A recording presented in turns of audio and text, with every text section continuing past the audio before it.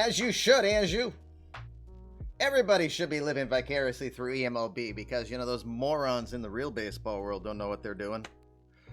Christ, Louis Guillaume said it best. He had an at-bat longer than the recent talks. That's all you need to know. That is all you need to know.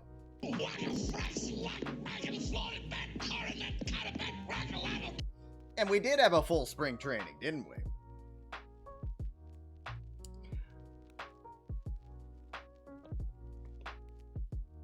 Good morning, everybody. We've got a very special edition of the Fluffy Kitty Ninjas show. We are going podcast style, eMLB SportsNet, as we get ready for opening day coverage. Welcome. It is Commish LB here with you. As you can tell, I am not alone. For once. I appreciate it. No, actually, I've got some of these guys here before. Let's do this. To my left. Yeah, I had to do that right. To my left, your left too. I feel like the Brady Bunch, It's Commish LB. To my left, Pittsburgh GM Cody Koshin. Down below, we have Aiken Pearson, our brand new Braves GM. You've seen him before. He's been around. Love his stuff. Looking forward to it. Coming down below right. No, that is not Alice. That is Brennan Mcguire. He's sporting. Shout out to Ryan Hetzer. All you Mariner fans. Well, actually, it's Steve Kim and Ben Haslam are the real Mariner fans here. Let's add Brendan to that, but he's our Baltimore GM. Last and definitely not least, right over there, it's our current reigning world champion, Tom Falzone, GM of the Los Angeles Angels. Welcome to all of you. Thank you for being here. We welcome you also in. Just so you know, we have disabled the alerts today. As much as we love doing kitty cat dances, Evil not wearing a bonnet and all that, I will recognize you as best as I can today, but for the purposes of letting our show be a little more fluid, we have disabled the alerts.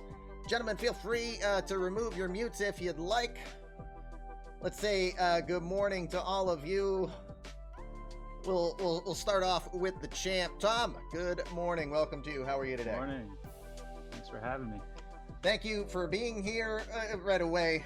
Kitty Poo Poo, which I know is not a troll, which at first I was worried about, but Danny has offered a gifted sub to Kitty Poo Poo, the most appropriate part of a channel that calls their community a litter box. So it works well. Thank you for that.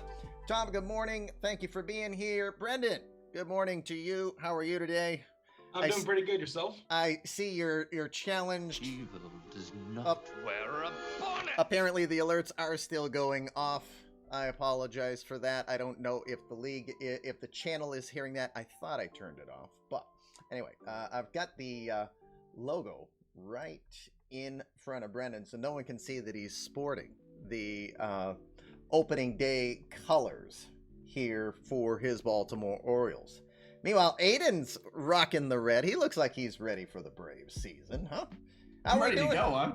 I'm excited. As the new guy in town, there are a few of us who are getting our first full season in, but I've had the least amount of time to work with my team as anyone, but I'm excited for what I was able to do in my short span. We love it. We love it. Good stuff. Good stuff. Last but not least, the old veteran, one of the day ones. And when we say day ones here for 2.0, we're heading into our fourth season overall running GMs. Cody Koshin's been with us all that time. Cody, how are you today, sir?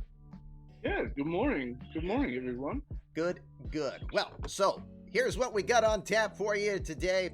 Everyone's going to give you some opinion as we preview all of the divisions here. We are literally 1 day away from opening day. Just feel the hype.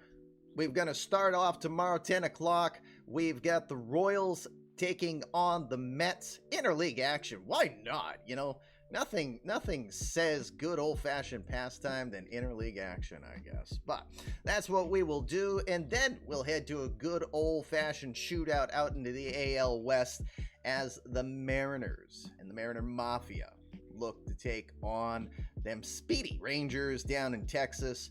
It should be a good day of action. So, I think we'll start in the American League East. Let's see. None of you are right. Brendan's from the East. We're going to give Brendan the floor to start us off here. So, here's what I'd like to hear from our panel. Today's show, as we go through each of the divisions, what we're interested in is your thoughts on how you think the division's realistically going to shape up. And then we would love to hear who you think your key impact player is going to be today.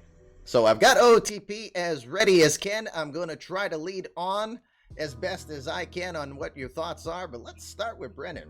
What do you think's going to happen within your division this year, besides the fact that you're hoping everyone around you here is going to say the Orioles are going to win it?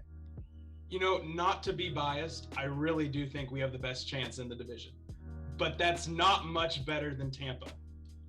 It's going to be Baltimore, Tampa doing this the entire season, leaving the rest of the pack behind them. And I think our pitching is going to put us in a position to win out. Interesting. Well, before we go over to anyone else, we're showing the offseason summary by team. So, of course, the most noticeable additions, of course, are Khalil Lee that you brought in, particularly in the trade that sent the Taiwan bomb Chin-Feng Chen out to Kansas City. Besides the fact that, we're still curious. I'm still kind of on the fence if that was a good deal, giving up years of certainty for a player that's in a contract year, and you're hoping you'll be able to land him. But, what's your thoughts besides that deal, and what do you think will be a factor to help yourself out, to put yourself on the top this year? I think a lot of people can fall into the trap of wanting to hold on to every single player they can. I think that the player Khalil Lee is going to be this year is so much better than the player that Chen's going to be this year that it puts us in a better position for this season. Chen could end up being a really good player for Kansas City in the next 2, 3, 4 years. But I care more about putting our team in a good position this year and then hoping that we can continue to develop minor league depth to fill in that spot if we can't keep Lee. Okay. All right. Good. Pitching. I know that while we'll go a little longer with you here since it is your team in particular. I'll kind of do that with each of you when it's your respective turns. Pitching, what do you think's going to be the factor there? I mean, you may have one of the more dominant top 3, especially in the American League for sure. What's your thoughts, basically, as you look coming into this season? Is it going to be pitching, or is it going to be offense that's going to run this? The pitching's there. Last year we finished second in the American League in runs allowed. Only Houston allowed fewer runs, and that was just 5 runs over the course of the entire season. Knight, Reed, McClendon in the rotation. Alvarez, and then Chance Adams rounding out the top 5. I think we have the best rotation in the American League. What really matters for us is if our hitting can compete, because you can allow 1-2 runs a game, but if you're not scoring any, it doesn't matter. True. Now, Chance Adams, of course, you brought in as one of your free agent acquisitions from the Yankees, if memory serves, yes. And you mentioned Giancarlo Alvarez. He's been a bit of a struggle that I had noticed. Well, I mean, when I say that, his ERA is at least, it's not 6, but 2 seasons ago he was just just below 5. And this past season basically splits the line about, giving up a run every other inning. Do you feel the 4-5 is positioned enough to support what can be very, very top-heavy talent? I mean, you got Ethan Knight, maybe the best pitcher in the American League. You've got Jim Reed, the nutball, who we think has just as much potential to be an ace anywhere. He's a 1A. And then Matt McClendon, realistically, has shown the ability to carry a rotation, both in his 1.0 pass as well as now. So is the 4-5 guys enough to get past the Tampas or even the Los Angeleses in a short game series? I think so. If we look, Giancarlo Alvarez in his rookie year in 2023 really struggled. But he does one thing really well that we like in Baltimore, and that's that he doesn't give up a lot of free passes. He walked only 8% of his batters in his rookie year. He brought that down a little bit the next year while upping his strikeout count. And I think that if he can limit the amount of home runs he gives up, which is what we're trying to do by moving back our fence, our good infield will put him in a good position to be productive this year. And his ERA did go down from 4.96 to 4.54. So if we can get a similar drop, we're getting pretty good production out of him this upcoming year. Indeed. Now, he's definitely improved on his whip. He improved on his walks per 9. He raised his strikeouts. So you're right. Everything with maturity and a season of work headed in the right direction. It's just a matter if you think he can contain it. And yeah, that'll be interesting. So again, appreciate your extra thoughts on it. Let's go over to Cody Koshin. Cody, what do you think the American League East is going to look like, and who's going to finish on the top there? You know, what Brendan said. I mean, I think Baltimore and Tampa is 1-2. Not in a specific order. But the pitching for Baltimore is pretty good. I think the factor for that team is their offense, because the pitching's top notch. Khalil Lee, that was an interesting trade, but I think that was a good move. Getting a guy that will get on base a little bit more, have a little bit more speed and defense. Tampa Bay, I mean, what Charles has done in Tampa is pretty good. And he traded away Gilbert Ruiz, so that's gonna be fun to see who takes his place with Aiden Pearson going to Atlanta now. Talk about a massive switch in situation right now as we look at kind of the 26 man roster coming up here, and you specifically mentioned the catching situation. You went from having Kaiber Ruiz and Aiden Pearson as your realistic expected 1s and 2s or possible starting catchers for the future, but between the combination of the trade of Ruiz and then the trade of Pearson, as our aforementioned host of today's show was able to make a deal out. Is this where the community-created player of Charles Hamilton Porter isn't far down the road, but maybe not ready today? Oh, absolutely. And I think it was more of a mutual respect thing with Charles and Aiden. But Charles did get some decent value for his community-created player.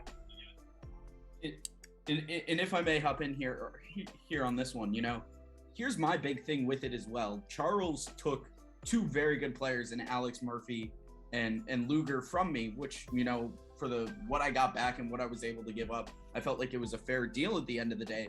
But I think the biggest thing that strikes me about Charles's squad right now, and where Brennan might be able to take advantage, is that lack at the catcher position, and knowing how fundamentally important it is to how Charles likes to run his team. When I was with him in Tampa, and I would always ask him, how do you sort of see me fitting in, or how do you want me to build my player? And he's a defense first kind of guy.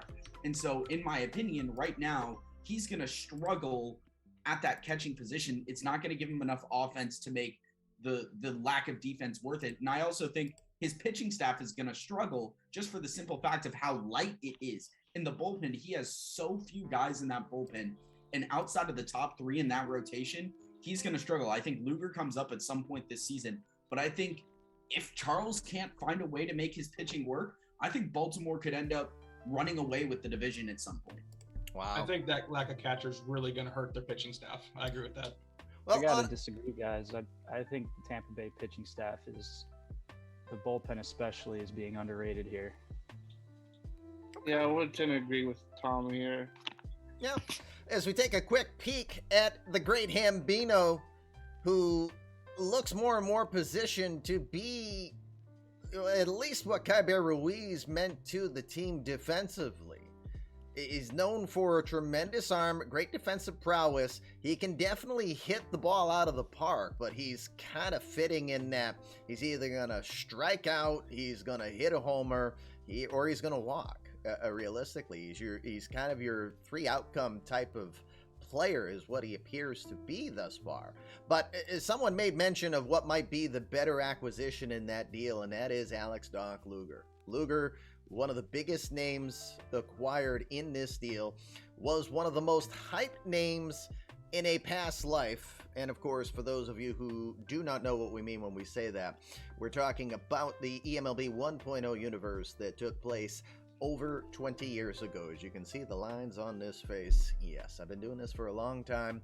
Alex Doc Luger, former doppelganger, long-time name, a lot of hype around him, never really lived up to it. I think that this is going to be what we thought Doc Luger was, to steal Dennis Green's line. I don't know. I think in the long run, as much as I know I'm talking to the guy who's going to be able to influence his particular player in Atlanta, Doc Luger was a tough one to give up. He was tough to give up, but and this comes with the difference in scouts that each organization has in the OSA versus your head scout. In my opinion, based on what I have available in my farm system and based on, and we'll get more into that when we talk about the NL East, but based on what I had available, it felt to me that the importance of bringing in not only my creative player, but some of the other pieces that I was able to bring in that deal made Luger able to part ways with. And, for me, Luger, I don't see what a lot of people see in him. And I feel like he just doesn't necessarily fit my team the way I would like him to. That's why it was a little bit easier for me to get rid of him. Okay. All right. Fair enough. Let's see. Tom, I don't think we've gone to check on your thoughts on the American League East yet. I am going to come back to all of you about that impact player. So Sure. Go ahead, Tom.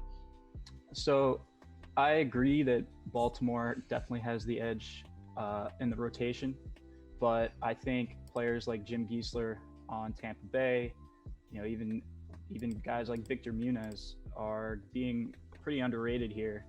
I definitely have Tampa Bay taking the division based on their pitching, and while I can definitely see Baltimore taking the wild card, I'm not convinced that their lineup is able to match up as well. I mean, you got Wander Franco, who just put up an 11-WAR season. You've got Fritz Flaherty, who looks like a stellar leadoff man with a lot of room to improve. Austin Meadows still kicking strong. I mean, Baltimore definitely, Brendan, you made some great improvements, but I still think there's a gap for you to overcome because I don't think that your starting pitching has enough of an edge over Tampa Bay to make up for the difference in the lineup.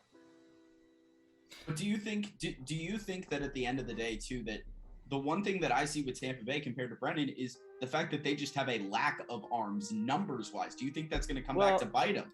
I don't. If you look at the bullpen, Ben Spears, stamina 15, Ryan Weathers, stamina 14, Edwin Uceta, stamina 11. These guys can all go multiple innings, and they're all really good arms. I mean, could he use another guy in the bullpen? Sure, I can agree with that. But I don't think that's a major problem at this point, especially early in the season. That's something easily addressed. Personally, I think this bullpen is top class, and that is really what's going to separate the top-end teams is a strong bullpen. I think it's important to keep in mind, and we always have to remember, when it comes to Tampa in particular, it is definitely embracing that opener-follower-based strategy. So Ben Spears might officially be a bullpen guy, but Ben Spears is going to be a workhorse during the season. And I think it's important because it gives me an excuse for one of our brilliant baseball minds, Aaron Silence, to bring up Jim Giesler. Because Giesler, once 6th overall pick, if memory serves, the critical 7th overall pick by the Diamondbacks out of Arkansas State. The most important thing to point out, this might be the worst trade I think Aaron's ever done. Trading Jim Giesler and some guy we've never heard of named Fritz freaking Flaherty. Watch your language. Oh, shut up, Daffy. for Tyler Glasnow. Now, Glasnow's always got that potential, but Geisler at 25, shown the potential he has in Durham. He hasn't fully released it yet here, but you've got to think that it's imminent. I really think it's a good call to bring up to him. JR actually in the chat wanted to remind us that Yanson Guerrero, also getting acquired from Detroit, might be a dark horse candidate here to seriously consider as a, holy crap, this team just, it's next man up. Thoughts?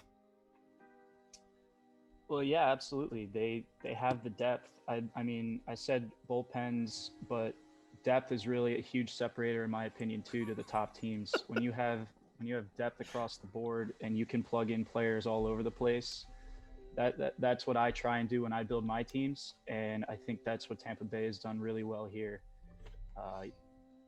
You're only as strong as your weakest link in some areas, and outside of catcher, I really can't find a weak link in this entire roster. Good stuff. And by the way, if you haven't seen yet, we have just been told the only reason why we're not a professional sports radio show is because you're not yelling over each other. What the hell? What's going on, guys? Somebody tell me I'm wrong. Let's hear it. I mean, I don't think you're wrong in the sense that they don't have many weak links. But my question with Tampa, and I've talked with Charles about this multiple times, and he's really been the guy who I've learned the most from. Just I took a lot of interest in him and how he ran the organization before I took over in Atlanta. But my big thing with this whole division is going to be, it's going to be a 2-horse race. We know this, but my big thing is going to be, how are they going to overcome? Because in my opinion, they both, Baltimore and Tampa, have depth, but I think Tampa gets more hurt by an inevitable injury than Baltimore does. Okay. I mean, I think that's true, but it's true for both teams in different ways. I think we would be hurt less by an injury to the pitching staff than Tampa would be, and Tampa would be less hurt by an injury to the to the lineup than we would be. If we lose Spence or Buster Bluth, we are done. That's just a fact for our offense. Very and true. If they lose a Spears or a Gisler or any one of their top arms, it could really hurt them as well. I mean, they're not really hurting too much on the catcher position. You look at Boychuk, I mean, he's pretty good defensively. And Tracy Grimes, I mean, he looks pretty ready. He looks like a decent backstop for Tampa Bay. But Cody, let's see where they went, where they were at, and then where they're going to in the really steep decline. And this is not just saying this because it's my player, but Keeper Ruiz and Aiden Pearson are much different from the two backstops they have back there. And we're looking at Ham Porter still being probably a year to a year and a half away. It's in a transition period at the catching position, and they're going to get a big decrease, almost a 5-WAR loss at the catching position. You're not wrong, but I don't think it's as big as a loss that everyone thinks it's going to be. Well, I just got a memo from Hamilton Porter. He says we need to hurry up with the division because he has to be home for supper. So we got to, the game's got to get underway, is what he's saying. Can I say one more thing real quick about Go the for Rays? it. Go for it. They have the 5th ranked system right now, 5th ranked minor league system. There's nothing stopping them from shipping one of their top end prospects for a better catcher and having an immediate upgrade in an area of need. True. They can easily improve their team throughout the season. True. Indeed.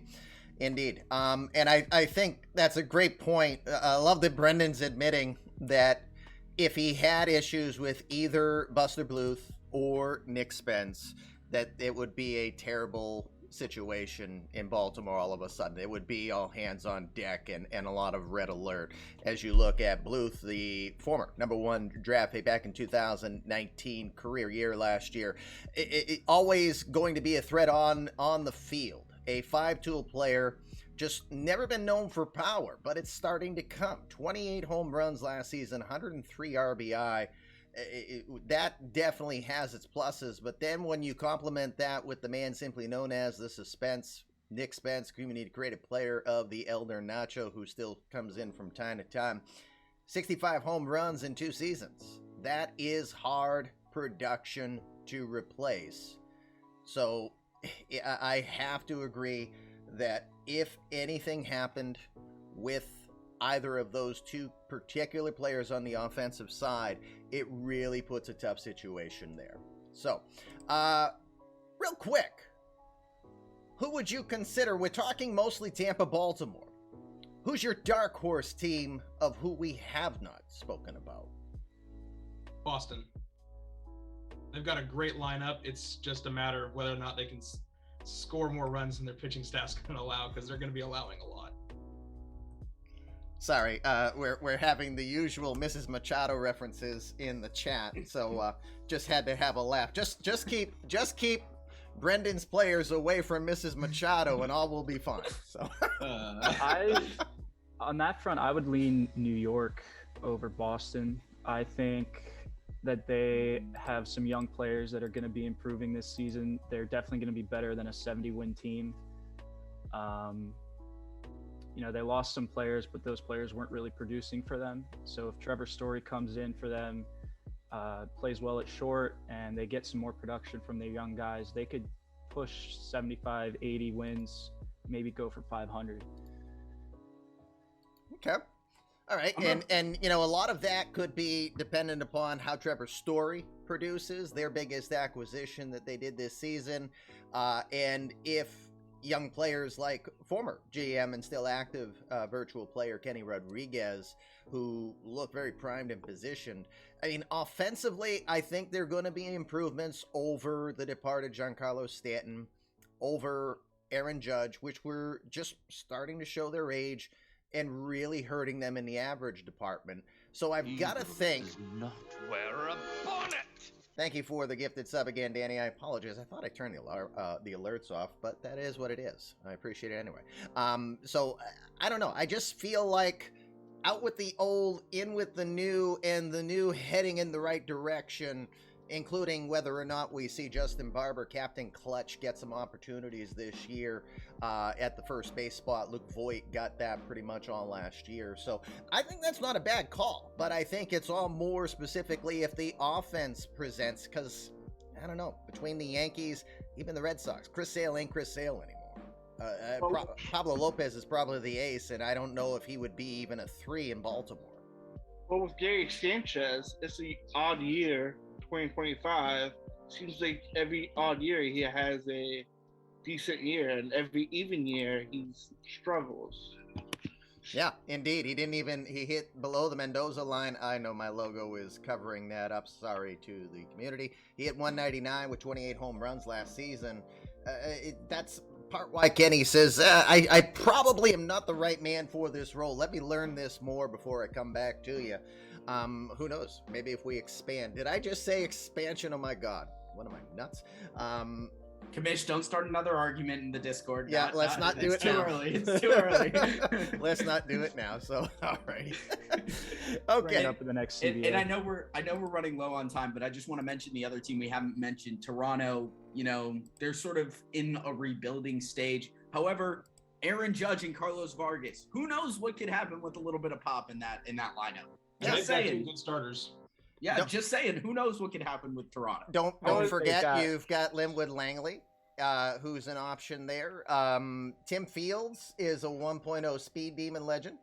And Ed Moriarty was a very steady outfielder in the 1.0 universe. If players like that can pan out, then yeah, I think it's fair to say this is a team that's going to head in the right direction. Don't forget, it all centers around Vladimir Guerrero Jr., and how Vlad goes will probably help determine how the Jays go. But I think it's fair to give them a peek. And the Jays, too, they have America's favorite baseball player right now in Brett Phillips. So, you can't knock them for that either. the best laugh in all of baseball, too. The Jays have some roster decisions to make, though. They're currently sitting at 52 players. Yeah. Harris is working on that, I'm sure. But yeah, indeed. All right, real quick, let's sum up. Who is your impact player in the entire division? Who do you think is most likely to influence the division this season? We'll start with Cody. Tim Geisler. Okay, Geisler with Brendan. So, Chris Flaherty, he's still young and he hasn't had a breakout season. This is the year that he breaks out. He's got one of the best names in baseball, too, and he played pretty respectable when he came back. He was not given a lot of time this past season, but he played great in Winter League ball. Maybe he's saying, I'm a full-timer now. So, good caller. I think it's Wander Franco. I mean, 23 years old, 11 WAR, 183 OPS plus. He could still get better from here. It's insane. So it is scary. It is scary where he is right now, and he's under contract forever. And so Wander, best player in the league. Yep, probably. I'll go, and for my impact player, I'll go to Baltimore, and I'm going to say Alex Verdugo and what he could do in the lineup. Oh, you just made Yuka. If Yuka's in chat, she is happy that you just went to Verdugo. So. Yeah, I loved that trade for Verdugo last year. I worry about his personality on the team. Alrighty. But he's a huge boost to that offense. All right. Well, let's go to what I think could probably be the most interesting division to follow this year, which is the American League Central. We've had a lot of change. The American League Central, the only way I can put it, because we've had the most turnover of GMs there, the American League Central seems like it's a training ground to either learn or develop your craft as an OOTP GM. We've got Mark Becker, who made an impressive run with the Detroit Tigers last season. You now have Daryl Sin in Minnesota. You now have Josh Hedges at the White Sox, Matthew Bellows, Minerva with the Royals. Who am I missing? The Indians. Sadier, 420, Sean Janiak. So a lot of our newer members of the community, not named Aiden Pearson, are GMs now here.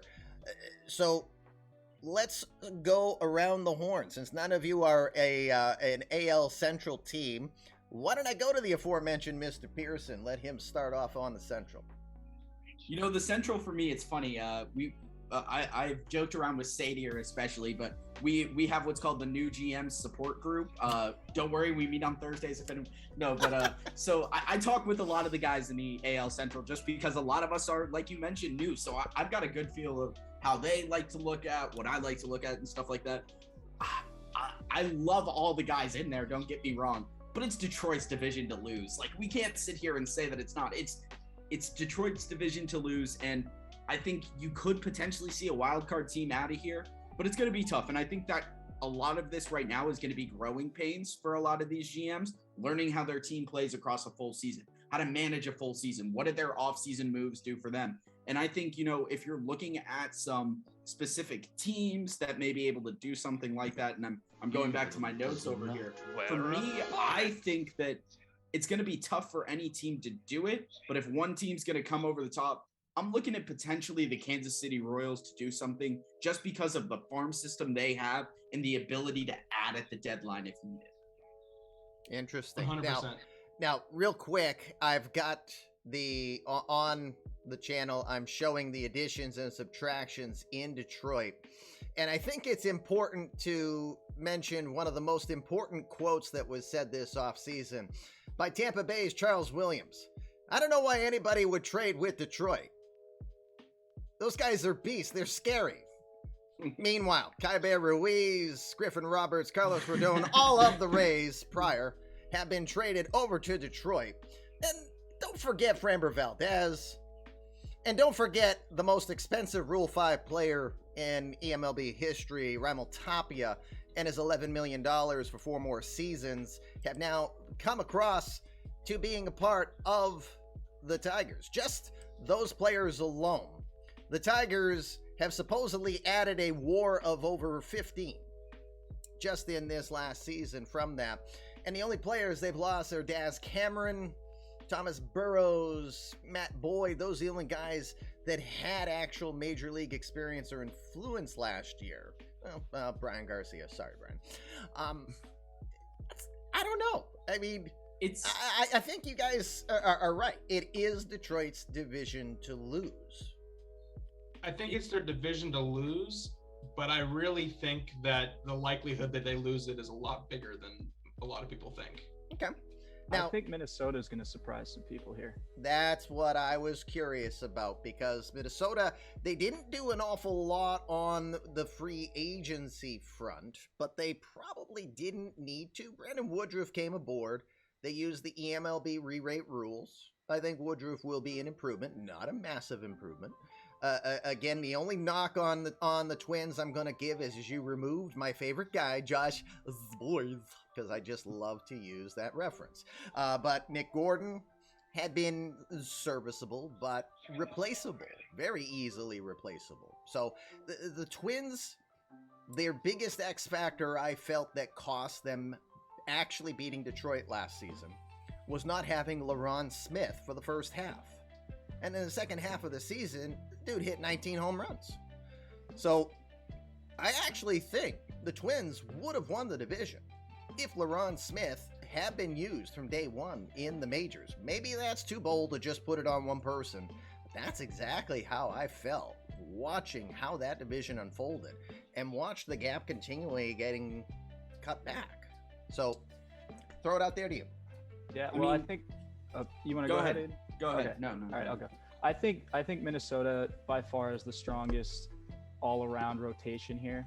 They just, from top to bottom, at least the first four, they've got some really solid starters that are going to eat innings and provide some quality pitching. Now, I do have questions about their bullpen. If they want to make a deep run, they're going to have to add some guys there. But if you build on that pitching and then you have this top of the lineup with Royce Lewis, with Kirillov, with LaRon Smith, with Jack Peterson, I mean, this is a lineup that can bash with the best of them when it's hitting right. So if they fix up that bullpen a little, they're definitely going to be challenging Detroit for the top of this division. Peterson hitting 28 home runs last season after 38, just signed an 8-year extension. A lifelong Twin fan growing up out of Andover, Minnesota. So I don't know if you'll call him the face of the franchise, but he's definitely a part of the long game there. And if we continue to see, again, it's a respectable rotation. Emerson Hancock, Brewster Gratterall, Jose Barrios, you add Brandon Woodruff.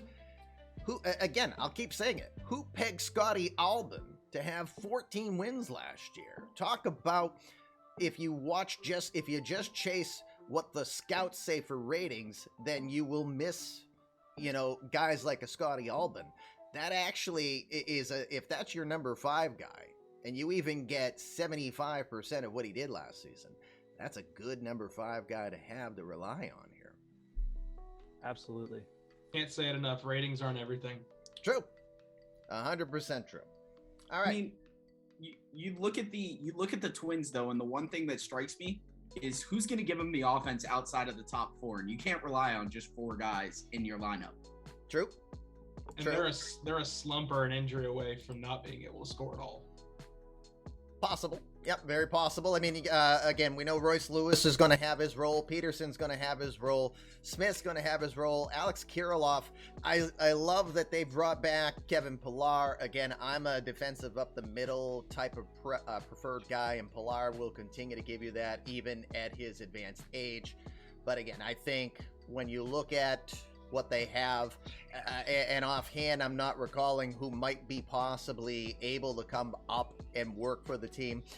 We did see great promise out of Louis Alex Fernandez during Winter League action. 18 home runs for the future right fielder for this team, whether or not he'll play right or otherwise. But definitely a guy that I think is going to show something this year.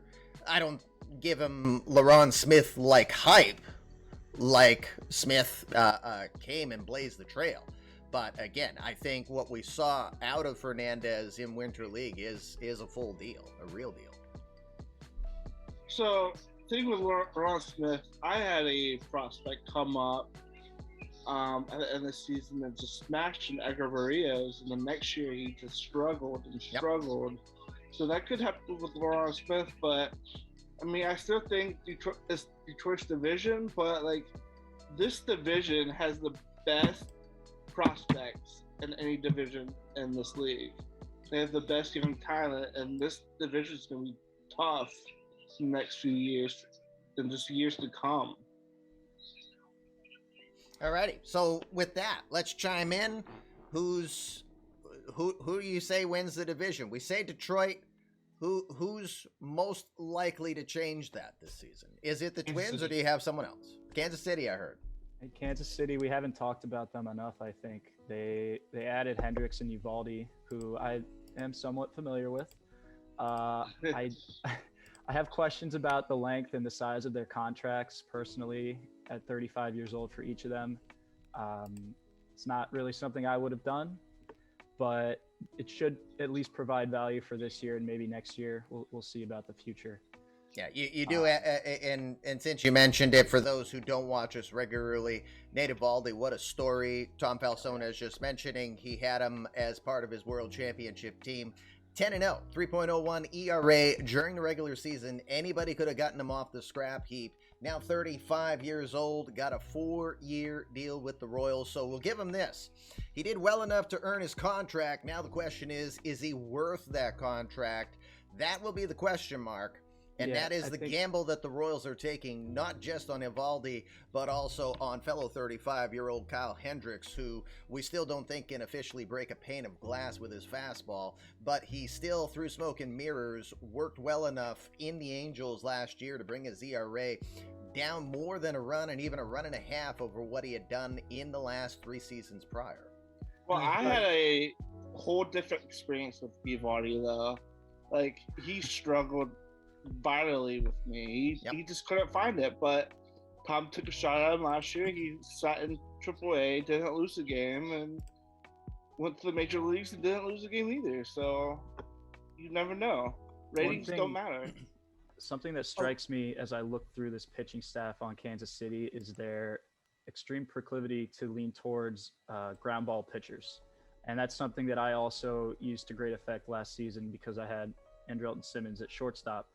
But I'm nervous about this approach when you have Nicky Lopez at short, where he's not nearly the defender there that Simmons is. So I think Uvalde and Hendricks both were greatly propped up by the defense they had behind them. And I'm worried that that effect is going to fade as they start playing in Kansas City without a stellar talent at short behind them. Look, I don't want to be this. Hold on real quick.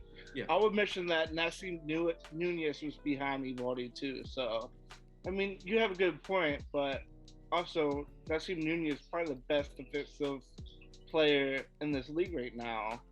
By quite a bit, according to zone rating, by quite a bit. And Eovaldi, it didn't help Eovaldi at all. So, but I do like your point about Nicky Lopez and Simmons. I think it's very valid. Here's my big thing, and this is where we talk about value or statistics and what you value. These wins mean nothing. I'm sorry, but pitcher wins, and this goes into Major League Baseball in general, but pitcher wins have no value because the fact of the matter is I can pitch a 6 innings of no-run baseball, but my team doesn't score any runs. I get a no decision, but I still get a win? You know, the pitcher wins have no value, so I think when we put value into those as GMs, it creates a little bit of an issue, in my opinion. But what I think Eovaldi can bring is maybe a year or 2 of good pitching to this team, maybe to help them get over the hump while they're waiting for some prospects to come up. But the fact that they gave him a 4-year deal, that's just insane to me at the money they gave it to him at. Yeah. But money's being thrown around like it's candy in the league at this particular point, so it is what it is. And again, it from what I recall as I try to pull his contract back up here so people can see what we're talking about. First 2 seasons, he's being paid $16.8 million. Then in 27, it'll be $14.4 with a player option that you assume he's going to take. So $62 million deal. I've realistically got to assume over the life of the deal, you're looking for him to do about 1.7 or 1.8 WAR per year to justify the contract being worth it. So is Nate Eovaldi at this point in his career capable of doing 8 WAR over 4 years? It's a fair point from all of you. It's possible, but I think I think this is going to hurt at the end of the day in a couple years. Yeah. You're not going to be able to trade that contract at all. You're not going to be able to do anything with that contract. He's got 2 option years left. You can throw him down in the minors for the last 2 years of his deal if you have the need. I don't think he's going to accept that. The good news is they don't seem to have anyone outside of those 2 free agents. I don't know if they have any other big contracts right now. That's just those 2 guys, and they don't got anyone other than Nicky Lopez coming up immediately for extensions. So while it sucks that they have those 2 on the books, they'll be okay for the life of that deal. Hopefully they'll be expiring by the time that they're ready to sign their actual prospects. Yeah. Yep. Okay. So again, we'll get to see the Royals in particular tomorrow, as they'll be part of our opening day coverage. Action will be live from Kauffman Stadium, 10 o'clock Eastern Standard Time here on the Fluffy Giddy Ninjas show. Let's talk impact player here. In chat, I think it was JR who said Andrew Vaughn. I disagree emphatically on that one. What do you guys think? I think it's Andrew Vaughn, because he didn't have a great year last year. Yeah, he definitely fell off the wagon, so to speak. So, I mean, I don't think he's good enough to win the division. But Andrew Vaughn needs to get back to his form for them to have a chance. So does he do it better now that he's got the talent around him? It's hard for me to say that a team that acquires a player that hits in the 250s and has almost 30 home runs and 100 RBI is on the losing end of a trade. But that's part what we've thought so far here, is we think that Baltimore did better going after Khalil Lee than Chin-Feng Chen. But does a guy like Chen help Jacques Landry and even Miguel Sano to a degree? Does it help give better protection around Vaughn to make him a more potent player again? I mean, he could, but I like Nerva, but I just don't agree with a lot of moves he made. And I think the Royals are going to struggle because of it. My player is Keibert Ruiz. I think if he goes with Detroit, that whole team's going to move. I mean, he's got potential to impact the middle of the lineup, but his catcher ability could also be huge in helping out his pitching staff. I mean, he's got some good talent in the pitching staff, but I'm not crazy about it. But if Keibert can help that staff get to the next level, then that's going to make Detroit a scary team to play. What we always say about Ruiz is that it's his defense that dictates what his value is worth. Now, let's keep in mind, this is a guy who's making $13 million this year, and even already his offensive talent was more than sufficient, hitting 280 with 14 homers and 70 RBI. He's not your power guy. 24 is his peak. So the fact that he produces to the level he does, he brings it all, but he still leans more for being known for his defense. But I agree that, yeah, I would put Ruiz over Vaughn, although I guess I'm still kind of showing my enamorment for Laron Smith right now. I think and I want to say 2 things about this. And, I think the impact player goes one of 2 ways. I think it either goes to the 2019 Astros that are mulling there in Detroit, or it's going to go to Dexter Morgan. I think his defense that he's going to bring there, as well as the speed and the contact at the top of the lineup, it's just something you can't teach. It's there as well. And then, guys, I apologize. I just got a phone call that an emergency came up that I have to go take care of. All right. Thanks, Andy. Appreciate it. Thanks, guys. Hope all will be well for Aiken. Again, you're watching us live. I'm Commish LB. With me is Pittsburgh GM Cody Koshin. We have Los Angeles Angels and reigning world champion in eMLB Tom Falzone, and Brendan McGuire with the Baltimore Orioles GM. We didn't talk much about Cleveland. Real quick, I don't know if we still put a Francisco Lindor or Jose Ramirez in the conversation of impact. You know who I want to call an impact? Somebody who recently got re-rated, and before he had his injury, Shane Bieber. Not Justin, Shane Bieber. was a very dangerous pitcher.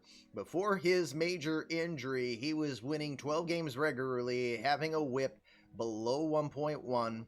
The last 2 seasons, he's been more around the league average, but I gotta think the re-rate helps him just fine on being a very impact player. Again, he's a pitcher, so maybe we don't give pitchers as much credit because they only, starters, assuming no injuries, 30, 33 starts at most. Is that enough of a difference to rule the East? Probably not with the rest of the team around. I think it is enough of a difference. I think having a really good ace at the top of your rotation is enough to kind of level out the rest of your team, because you expect if he makes 30 starts, it puts you in a really good position to win at least 20 of them. That's huge for a team, especially one like Cleveland that's going to be definitely a second-tier team in the division, but could make some noise if things break the right way. It's true. I mean, they underperformed last season. This does not, to me, look like an under 500 team when you have Jose Ramirez and Frankie Lindor, even Jake Bauers in the middle of your lineup. But I don't know. I don't think there's enough there to push Detroit over for the top. Okay. All right. And I do gotta say, on the topic of pitchers being impact players in the division, I really do think Jorge Barboza for Kansas City is the impact player for them. I think that's a great call. If he lives up to the billing, then he immediately pushes that rotation towards the top of the division. If Evaldi and Hendricks can also play well. Yeah, agreed. And I was wondering if there was the possibility that Captain Barboza was going to potentially be your starter as we take a peek here at the 25-year-old Puerto Rican. He is making his second season. He is going to be on the opening day roster, expected to most likely start the second day. Absolute. You've got a guy who can throw 6 different pitches. I'm lucky if I have 6 different pairs of socks. No, I have those, but the guy can throw 6 different pitches confidently and get you out with every single one of them. Every single one per scouts has been rated to at least be above average to elite. So I've got to agree, if we're looking at a pitcher, then Captain Barboza may be one of the most scariest pitchers to come here over the next 5, even 7 seasons, assuming his prime can go into his low 30s. Currently a top 10 prospect, expecting him to show what he can do just fine. I think that's a great call to say keep an eye on Barboza in Kansas City. Absolutely. Yeah, definitely. All right. I'm enjoying. I know we've taken a lot more time than I had planned. I told the guys how long I thought we were going to go, but boy, we got way over that. Let's move over to the West. I think we gotta leave the floor to the man who won it all last season. I think I know where he's planning to say whose division it is to win. Take it away, Mr. Falso. All right. Well, look, it's my division. There's just no question about it. The modesty. Look, no, seriously though, this is, in my opinion, the best division in the league, hands down. I mean, there's 4 teams in this division that could go to the championship series. Houston had a great season last year. Who else? Seattle, a lot of young players that I think are going to be really good. We have Texas, who are definitely on the upswing as well. And then there's Oakland, who's just kind of there, in my humble opinion. But, coming into this season as the Angels, I really just stood pat for the most part. Pretty happy with where my lineup was. But there's a lot of things that could play out here, and it's really not easy to say that there's any one team that's going to run away with this division. However, I do think my lineup is the best in the league, and I think we are going to be back making a deep run again this season. Holy crap, Louis Ramos scared the bejesus out of me. What he did, 28 home runs last season, but then you look at spring training, 274, 10 home runs, 26 RBI. That's 73 at-bats. Dude was on pace for 50 plus just in spring training alone. hopefully he remembers to how he hit the ball, because that scares me to be behind a Trout and an Ohtani here at this point. I won't dispute that Los Angeles has the best lineup in the division, but I don't think Texas is as far behind as people are going to give them credit. And I really do think that Texas has the best 1-2 punch at the top of the rotation outside of Reed and Knight, with Hans Kraus and I got it written down right here. Cole Winn. Cole Winn, thank you. Lost my notes here. Put some emphasis on it. It's Hans Kraus. I can't do the noise like you can. Okay, fair enough. But as we take a peek over at Texas, I got to agree. Now, the Speed Demons of the West, you've got CJ Abrams, you've got Happy Joe, Jose Merriman. What a rookie season for Merriman. 301 average, 21 homers, 102 RBIs, and just 59 stolen bases. Nothing. Minor. But impressive 1-2 punch at the top. Impressive 1-2 punch in the rotation. You've got Jordan Cage. Shout out to Jordan Cage 28 in the chat. Jared Rollins, our Cincinnati GM. You've got Victor Reyes is always respectable. Danny Jansen just had his re-rate. Anthony Volpe for a number 9 hitter. It might be the best number 9 hitter that I can think of right offhand here around the league, because again, he brings some pretty decent, respectable talent. Stole 33 bases from the number 9 spot last year, almost hit 10 homers, and had 60 RBI. So I mean, that's tough from top to bottom. I think Texas is the best team in this division. Uh-oh. The fight I will mean, ensue. Don't get Okay, ready we're right now. officially becoming a professional radio show now just with that statement. So I mean, Texas go ahead. Texas edges the rotation absolutely. The 1-2 with Kraus and Wynn is really something special. But you got to remember, Ohtani just won the Cy Young last season. And shouldn't have. Well, that's up for debate. And DeGrom is definitely on the downswing, but I'm hoping he can provide some innings for me and at least get it over to my bullpen, which is where I really think I have the edge over other teams. Let's look at the 3 possible closers on the team. You've got Tanner Scott, former Oriole, by the way. You got Kelvin Herrera, who could probably still close respectably. And you've got Sir Anthony Dominguez as well as the Nightmare, who I'll throw in there as probably one of the scariest setup men. When it is the postseason, Felipe Vasquez cannot get hit on, I swear. I mean, what a find. He's a 2-time champion, as in back-to-back, 3 times overall. But he's back-to-back as he won with the Diamondbacks as well as with the Angels. Yeah, I gotta say, it's the bullpen has a lot of respect, and you've got to think that there's a lot of confidence going late into games if you got to hand it off to them at any time. I mean, Tom won the World Series last year, so I'll give him that. I mean, he's going to be back again. But the Rangers bullpen is not – it might be better. It's just as good, if not better, than the Angels bullpen. And we have another team to talk about in the Astros that they can, in the Mariners, this is the best division in this league. Yeah, I think the Astros might challenge the Orioles for the best rotation in the league, although it'll depend on what Corbin Burns can do off his re-rate. And it'll really depend on if Syndergaard can bounce back after last year. Yeah. You got Forrest Whitley back, Aaron Nola. We don't know if Aroldis Chapman remembers how to play baseball or if he has enjoyed all of these extended vacations that he gets all the time.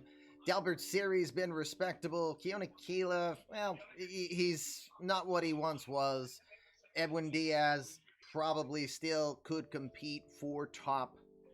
It's the Marcus Evans right now from a save standpoint, but Edwin Diaz will be able to compete. Definitely not wrong. There is a lot of danger coming from Houston. The division is probably top to bottom going to be the toughest to win. Is it fair to think that you could win 90 games and still miss the division by, say, several? Maybe even the wild card? 100 games. Ooh, Wow, we're I really almost think that they're going to be beating up on each other a little bit too much to create that. I think that the winner will end up 95 and the loser will be anywhere from 89 to 86. Or the second place team, rather. Okay. I see three teams that have the potential to win 100 games.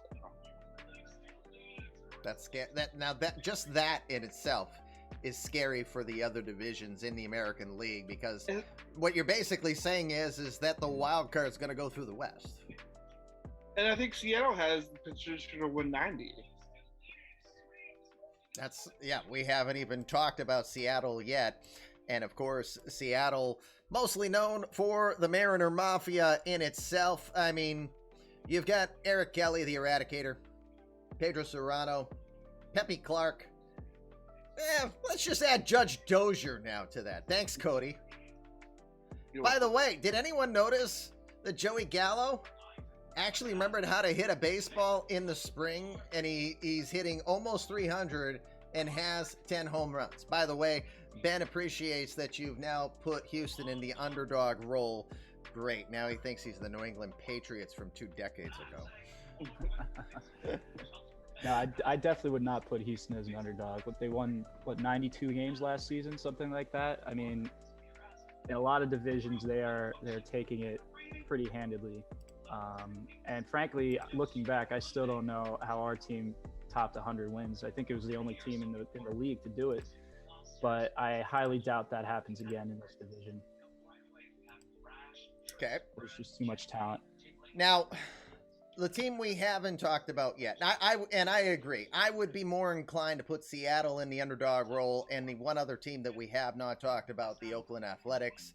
The Athletics, well, we don't talk about them much because, unfortunately, Steve Cox he's not the most active member of our community. He still does his part. And there is some decent threats there. Or at least we've always known John Duplantier can be a threat. Sixto Sanchez showed to have a decent rookie season last season for the 24-year-old. And there's a lot of possibility that we start to see another 1.0 former named Marty McCleary, a.k.a. the Scottish Screwball. Love his nickname. We ran with it still. The guy can throw 100 miles an hour, and while he does not throw the screwball very well with confidence, I don't know anybody who really can. Are you listening, Daisuke Matsuzaka? I just not sure if McCleary has enough of the pedigree to make that a potent 1-2-3 punch. Definitely nowhere near what we would say Baltimore has, for example, with a Knight, a Reed, and a McClendon. But no, I would want to call attention to Adbert Alzolay. Yeah. They're probably their number 3 starter. Not really high in ratings, but he's had 2 really solid seasons after being acquired from Pittsburgh. And I think that him, Sanchez, and Duplantier actually make a pretty good top of the rotation. Yeah, they do. I mean, 24 wins and 200 plus innings in the last 2 seasons with a whip that's always been better than 1.3. I mean, you're not wrong. The only thing that ever scared me about Alzolay is that he leaves the ball up in the zone and he is more primed to giving up home runs. So maybe a little bit of a benefit playing in the Coliseum, but it's always be a worry of mine. But yeah, I would keep an eye on Oakland just as much, just because they're the quiets. But let's also remember, they're a couple seasons removed from making the World Series twice and losing in Game 6 in the ALCS. So this is a team that's different now. It doesn't have the killer Mats together, still has Matt Olson, but the team is still trying to find its offensive prowess, and it's a matter of who that's going to be. I don't think it's Josh Bell anymore. Matt Olson's still going to be okay, but you've seen some holes in his lineup. If anything's going to make them not be the promise we think that they'll be, it's going to be probably that they just don't have enough offense to keep this team running. They're not going to be able to win games by the bat, in my opinion. They just don't have enough firepower to keep up with the other 4 division. Yeah, in any other division, they'd be in the race, but this is just there's too much talent to really separate themselves here. Okay. All right, good. All right, so let's talk. Who do you think's going to win the division? We'll go around the horn. Who do you think's going to win the division? Who's your dark horse? And who's your impact player in the entire division? Let's start with Tom. Obviously, he's going to say the Angels. Well, it's the Angels. It was always the Angels. But I like both Houston and Texas to come in for the wild card. Seattle scares me a little with their rotation, so I'm dropping them a peg. And impact player, I mean, there's so many to choose from, but I got to go Ohtani. Just the two-way role that he provides, the flexibility that gives me to build my roster. It's invaluable, the extra roster spot he gives me. It is hard to argue when a guy who wins 22 games with a 3.26 ERA, leads the lead with 237 strikeouts, but then also proceeds to go and hit 280 with 36 homers and 90 RBI, is anything but the MVP in the entire league. So I have to agree there. It's hard to say that Ohtani or anyone else other than Ohtani is the best that this game has to offer. So, indeed. Brendan, what do you think? I think that Texas is going to win the division, but I really don't think it's going to be by a whole lot. I see Tom shaking his head down there, and I don't blame him. But I think the dark horse is Seattle, and I think it's for one reason. Their rotation ratings-wise is not good. But the three J's at the top of their rotation, Jared Kelly, Justin Fuller, and Joe Musgrove, are all coming off of very good seasons. Mm-hmm. They can all you gamble every time you trust a guy with low ratings to continue to have good production.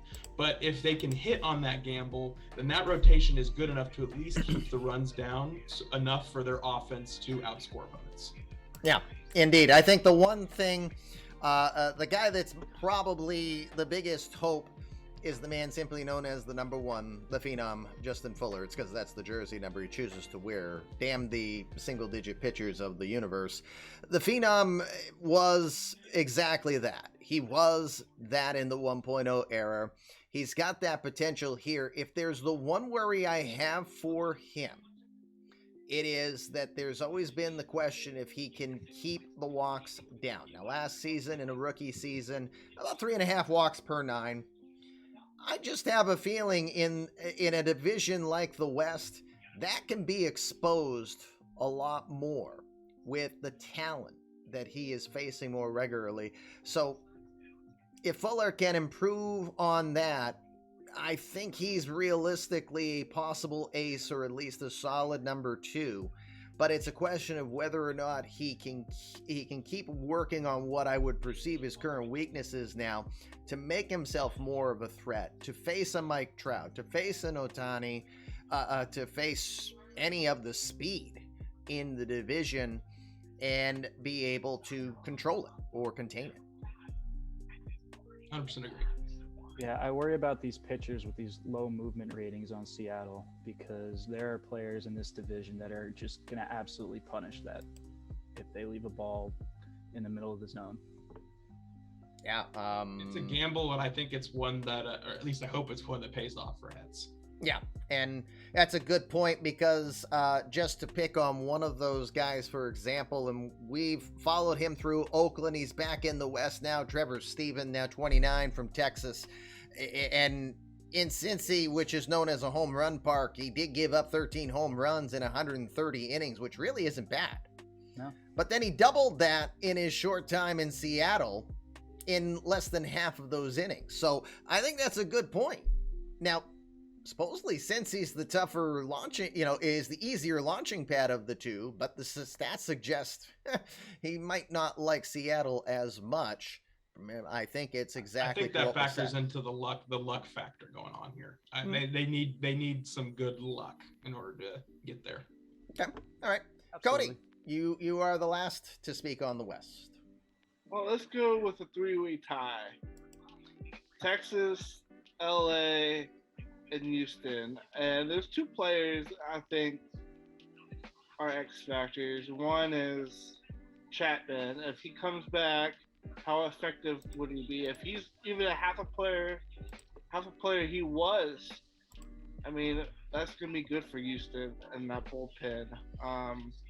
And Eric Kelly, I mean, with Seattle, if he can get back, he hasn't had bad seasons, but if he can get back to that MVP caliber season he's capable of, that's gonna really help Seattle in their push to the playoffs.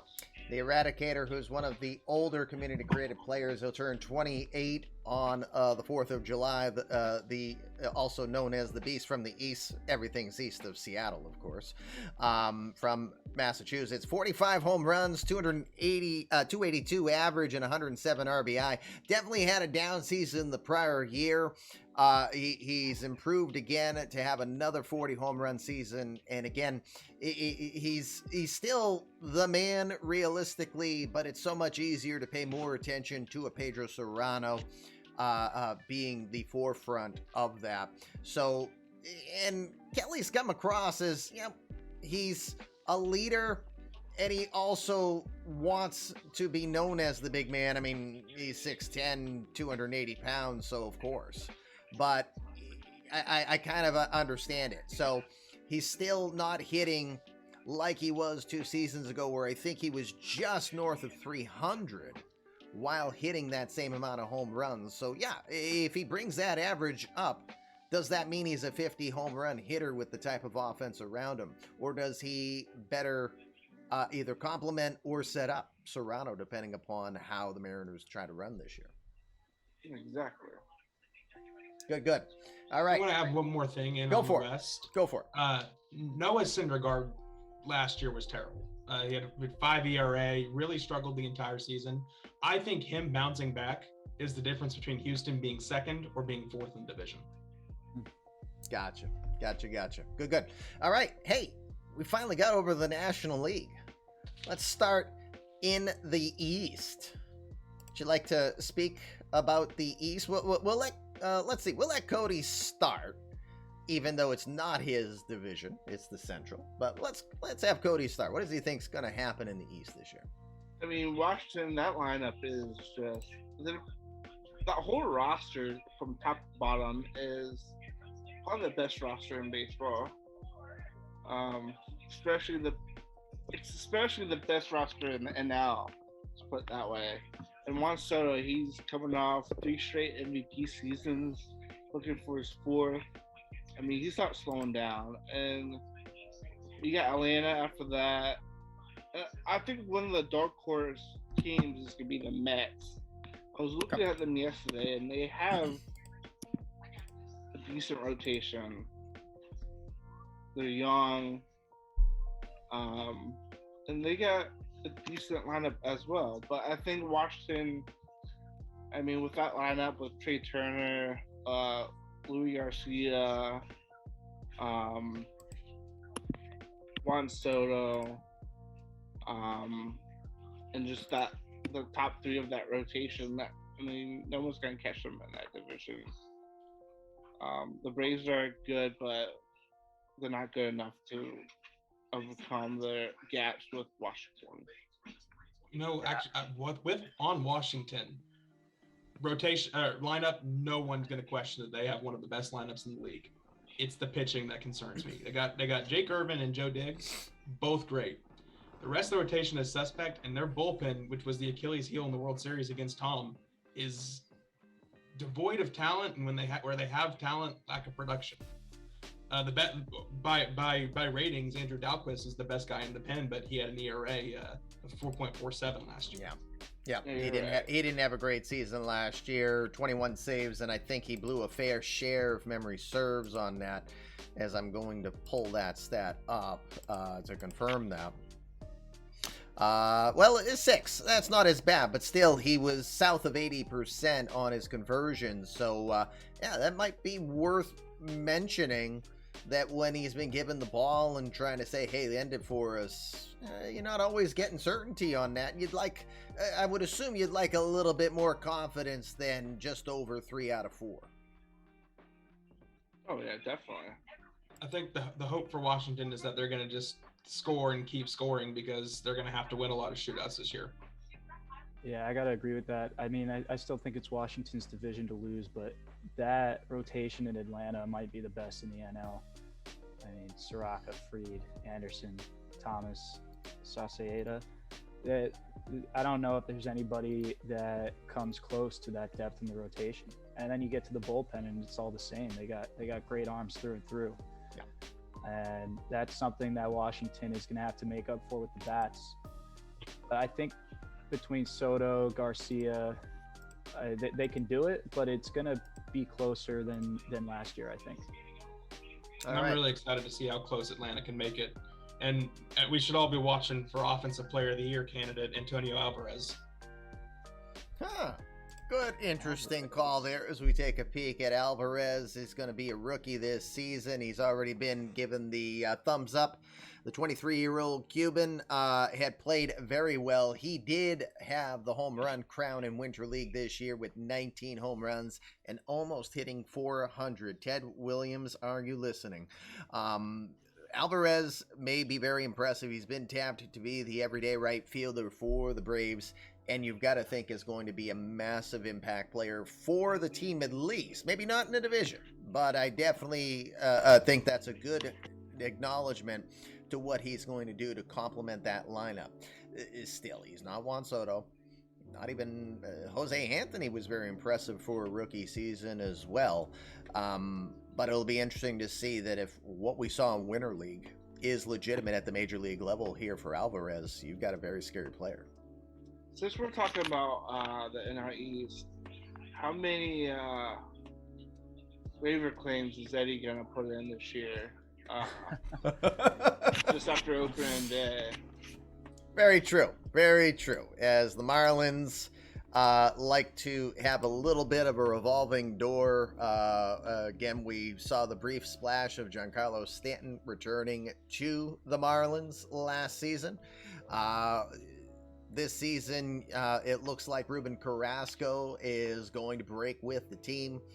Andy Diaz was fairly impressive in his season last year, as he had 38 home runs, 102 RBI. Again, you just get lost when you're on this particular team. You've got an aging Madison Bumgarner. We had a great story in John Vergara last season. Jake Willis looks like he's got some respectable ability to be able to get there. It's just a matter if he is able to realize it. He's 26 already. The former Notre Dame, he was a 4th overall draft pick back in 2021. Just for our community's purposes that are listening, when we talk about anything prior to 2022, that was done. So this Willis was drafted by the PC before GMs officially took over. Willis, he did struggle. He had a north of 5 ERA last season, but the potential has been shown there. So again, the question is, can he realize it? Marlins are not going to be in the conversation for anything here, dark horse or what have you. But are they putting it together where they're just going to be enough of a nuisance that if you think you're coming into a series and saying, oh, definite 3 games, we're going to sweep this series. I'm not inclined to think that anybody is just outright going to cakewalk on what is basically a pesky lineup now. I think that they're a team that wins 77 games this year. Okay. Noisy, annoying, but not really competitive in the division. I think that's a little high, but I really like Eddie as a manager, and I think, he's not going to be an easy team to beat. So 77 was set, and I just want to point out the last time the Marlins saw 77 wins was back in 2017. Last season, they were plus 11 from where they finished back in 2023. They're plus 14 from their lowest point of 51 wins back in 2022. So again, they are heading in the right direction. They did finish over 400 on a win percentage for the first time since 2017. That's an interesting call. I'd like to kind of keep that one in mind, to be honest with you, because I'd like to see where we're at. Personally, I'm to Eddie's bold predictions. Okay, yeah, I'm gonna put that on. I'm gonna say 70 myself. That's my ceiling. Yeah. I think Miami and the Phillies both of them aren't really going to be challenging anybody for this division. But the Mets. Well, are you can thank easily Manny my dark Machado horse. for that, for the Phillies predominantly. So Yeah, that's a rough loss. The Mets, though, we haven't really talked about much. But Rough loss for him too. they went 80 and 82 last season, and I think they can bump that up to 85 plus wins this year. They've got the pitching. I mean, this Jonfran Escalona guy, he's going to be a stud for a while. He's just coming off a great season. And they got depth. They got some power hitters in their lineup. I mean, let's not forget that they could definitely make a run alongside the Braves to challenge these Nats for the top of the division. I think that they're a really top-heavy team all around. Like they're the kind of team that can get off to a super hot start in April and May, and it's after that point that you're really going to worry about them. Yeah, I don't think they're built for a deep playoff run necessarily. I don't think they're not quite there yet, but they are going to make the division interesting.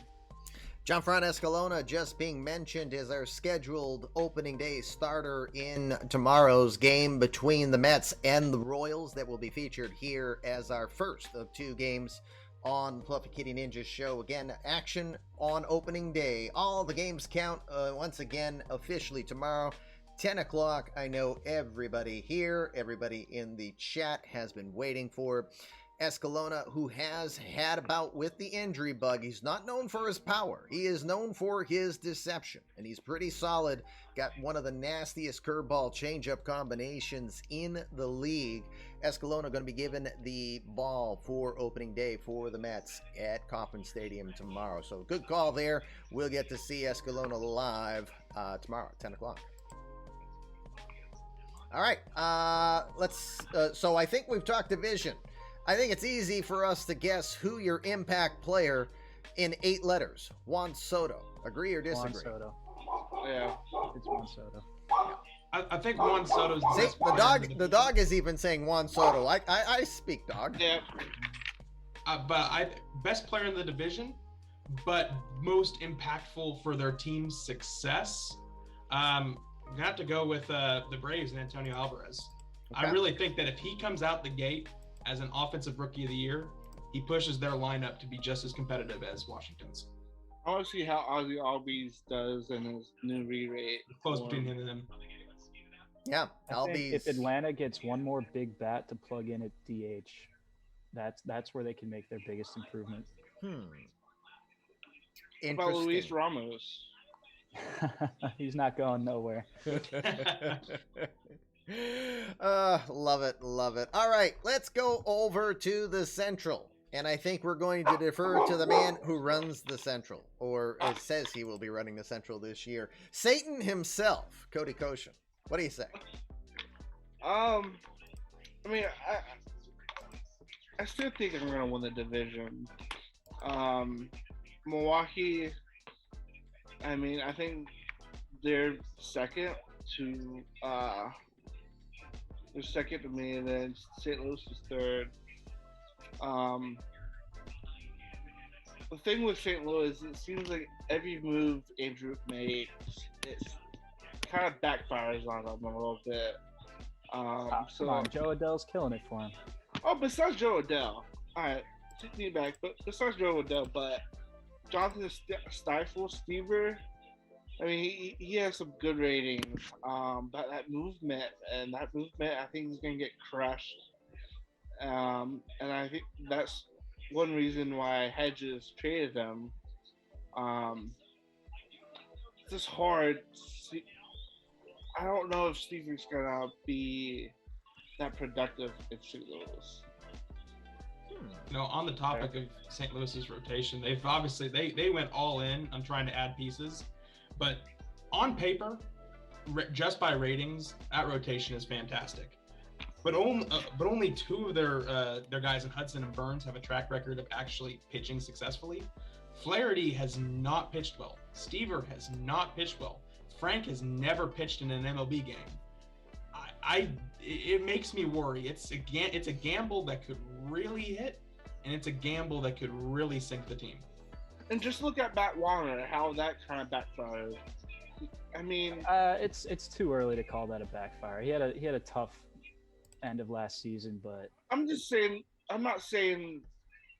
I'm just saying from last year how kind of backfired, but it could pay off in the long run for them.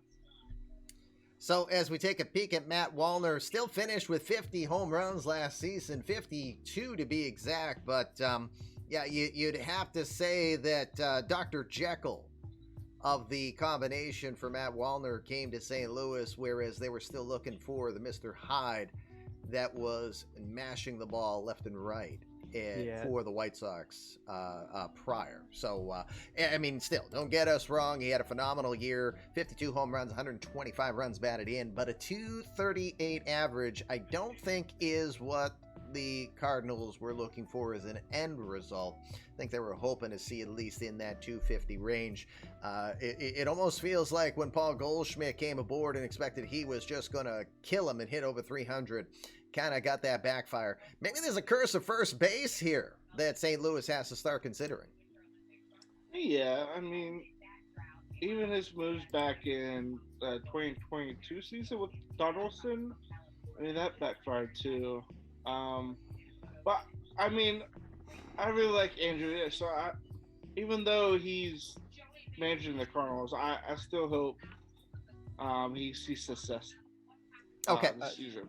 Actually, Andrew just corrected me in chat. It's not a curse of first base. It's a curse of DH. So I think Andrew is going to vote to have the universal DH removed.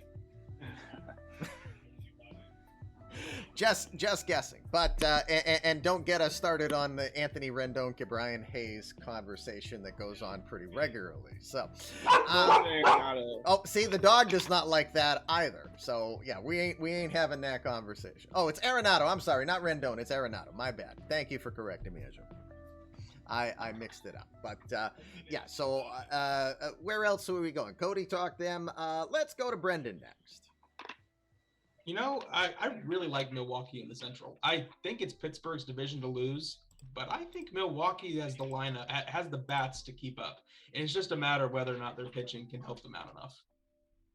I think that you still have Yelich, who's coming off a very good year. Trading for Adalberto Mondesi was an excellent decision. He didn't play as well as he did in Houston, but he still is a good bat for them. Let me pull him up here. Darius McKenzie, Keston Hiura, Nolan Arenado, and Bryce Turing are all just really good bats for them. So, as you take a peek, we're looking at McKenzie, Yelich, Arenado, and Hiura. Cal Raleigh could actually, I think, be better for that as a guy who can mash the ball from both sides of the plate as a catcher. And, oh, by the way, Alberto Mondesi, who can still steal with the best of them, 35 stolen bases last year in the number 9 spot, kind of reminds me of Anthony Volpe as long as he can hit there. But it starts with McKenzie, who 28 home runs last season in what essentially was his first full season in the majors. The Tennessean, who just turned 22 years old, could be the real influence. And it's just the right combination of how to hit him. So it's whether or not D-Mac is best as a number 3, keeping Yelich, who hit 40 home runs the prior season, but fell back, hitting under 30 last year, 26 to be exact. Now 33 years old, still very capable of producing. Arenado at 33. He hit 35 home runs between the Cubs and the Brewers last year. So Arenado still has that potential. And then Hiura, who I think gets the best benefit of being a number 6 hitter if this is how the lineup would be projected. He hit over 300 last year. He hit more than 25 home runs for the first time in his career, and he had back-to-back 106 RBI seasons. That in itself, just that, I have to completely agree that gives them huge upside. But does Walker Buehler, does the human white flag, our favorite name of baseball, Chris Flexen, and does even Joander Suarez as starters put enough fear in the Central to run through it? That's where I say it's still more about how the bats go versus the arms. Yeah, I got to agree. Milwaukee, great lineup, but I gotta knock them at least now on their rotation, on their pitching. If they can show that they can hang with these top teams, then I'll give it another look. But for now, I definitely think that St. Louis and Pittsburgh are a step ahead, just because the rotation I don't think is quite figured out yet in Milwaukee. Yeah. I do want to draw attention to one more player on Milwaukee. It looks like Phil Aiken is going to be on the opening day roster, and he is a prospect I am going to be really excited to see how he plays this year. Okay, yeah, he's nicknamed the Liquidator. No backstory on how he got nicknamed that, but Phil Aiken, the 21-year-old from Cupertino, California, known for immense speed, but boy, does he have some pop, and it doesn't matter what side because he is a good switch hitter. He's considered second tier in regards to his defensive capabilities, still growing into it. Hasn't played above AA ball. And as mentioned, it looks like the former second-round draft pick out of Forest Hill Central in 2021 is going to get an opening day nod here to make the 26-man roster. I think that's a pretty good call because, again, we're going to focus on their top four. But if you need to have 5 other players that can hit the ball or set the table, it can maybe that. I think he'll probably be 8 or 9 in their lineup this year if he starts, but that's a good guy to have learning at the bottom of your lineup. I agree. I have to agree, and especially, you assume Turang most likely will continue to be kind of your table setter at the front. He didn't do anything to discourage that. I think he's had 3 seasons now where he's had an OBP of 360 or better. Last season was 371, which was a drop-off. He was almost a 400 on-base percentage the prior year, but Turang probably right. So, yeah, if Aiken is kind of hitting right in front of Alberto Mondesi, for example, or even hitting after him in the 9 spot, that could be, that's where, like I said with Texas, that's probably where you have a lot of depth, a lot of speed, a lot of ways to be hurt with no easy outs in that lineup. Tom, I don't think we talked to you yet about the Central. Yeah, for the Central, for me, it's going to come down to Pittsburgh and St. Louis. And in my opinion, I got to lean St. Louis. No offense, Cody. Both these teams stack up so well against each other, but I think the moves Andrew has made are finally going to put him over the edge. Something's got to click here. I mean, there's a lot that could happen along the way. There's nothing I can say for sure, but right now I'm leaning St. Louis. I think as soon as you started speaking, the first thought in Cody's head was, who's going to get one upside the head, Trout or Ohtani? You could take out Maury. I'll throw him on the 60-day DL. Take out Maury and put the eMLB injured reserve clause and save like $1 bazillion. Yes, indeed. So I know we have not talked Cincinnati. Shout out to Jordan Cage, because again, we got to remember, of all of us here who love the sport, who actually works in the sport. By the way, Jordan Cage, 28, Jared Rollins, he's the director of marketing for the real-life Cincinnati Reds, has been working with the organization for 20 years. Sorry, JR. So he's got a lot of baseball experience. We haven't talked about him yet. Do we consider them underdogs, out of the picture, agitators? Where are we with the Reds? I think It all depends with how Taylor Trammell does. He had a great year 2 seasons ago, and he kind of fell off the table. It really depends on what he does this year. I tell you, that's one heck of a call, because the first 2 full seasons we saw of Trammell, we saw 320s and we saw 40-plus home runs.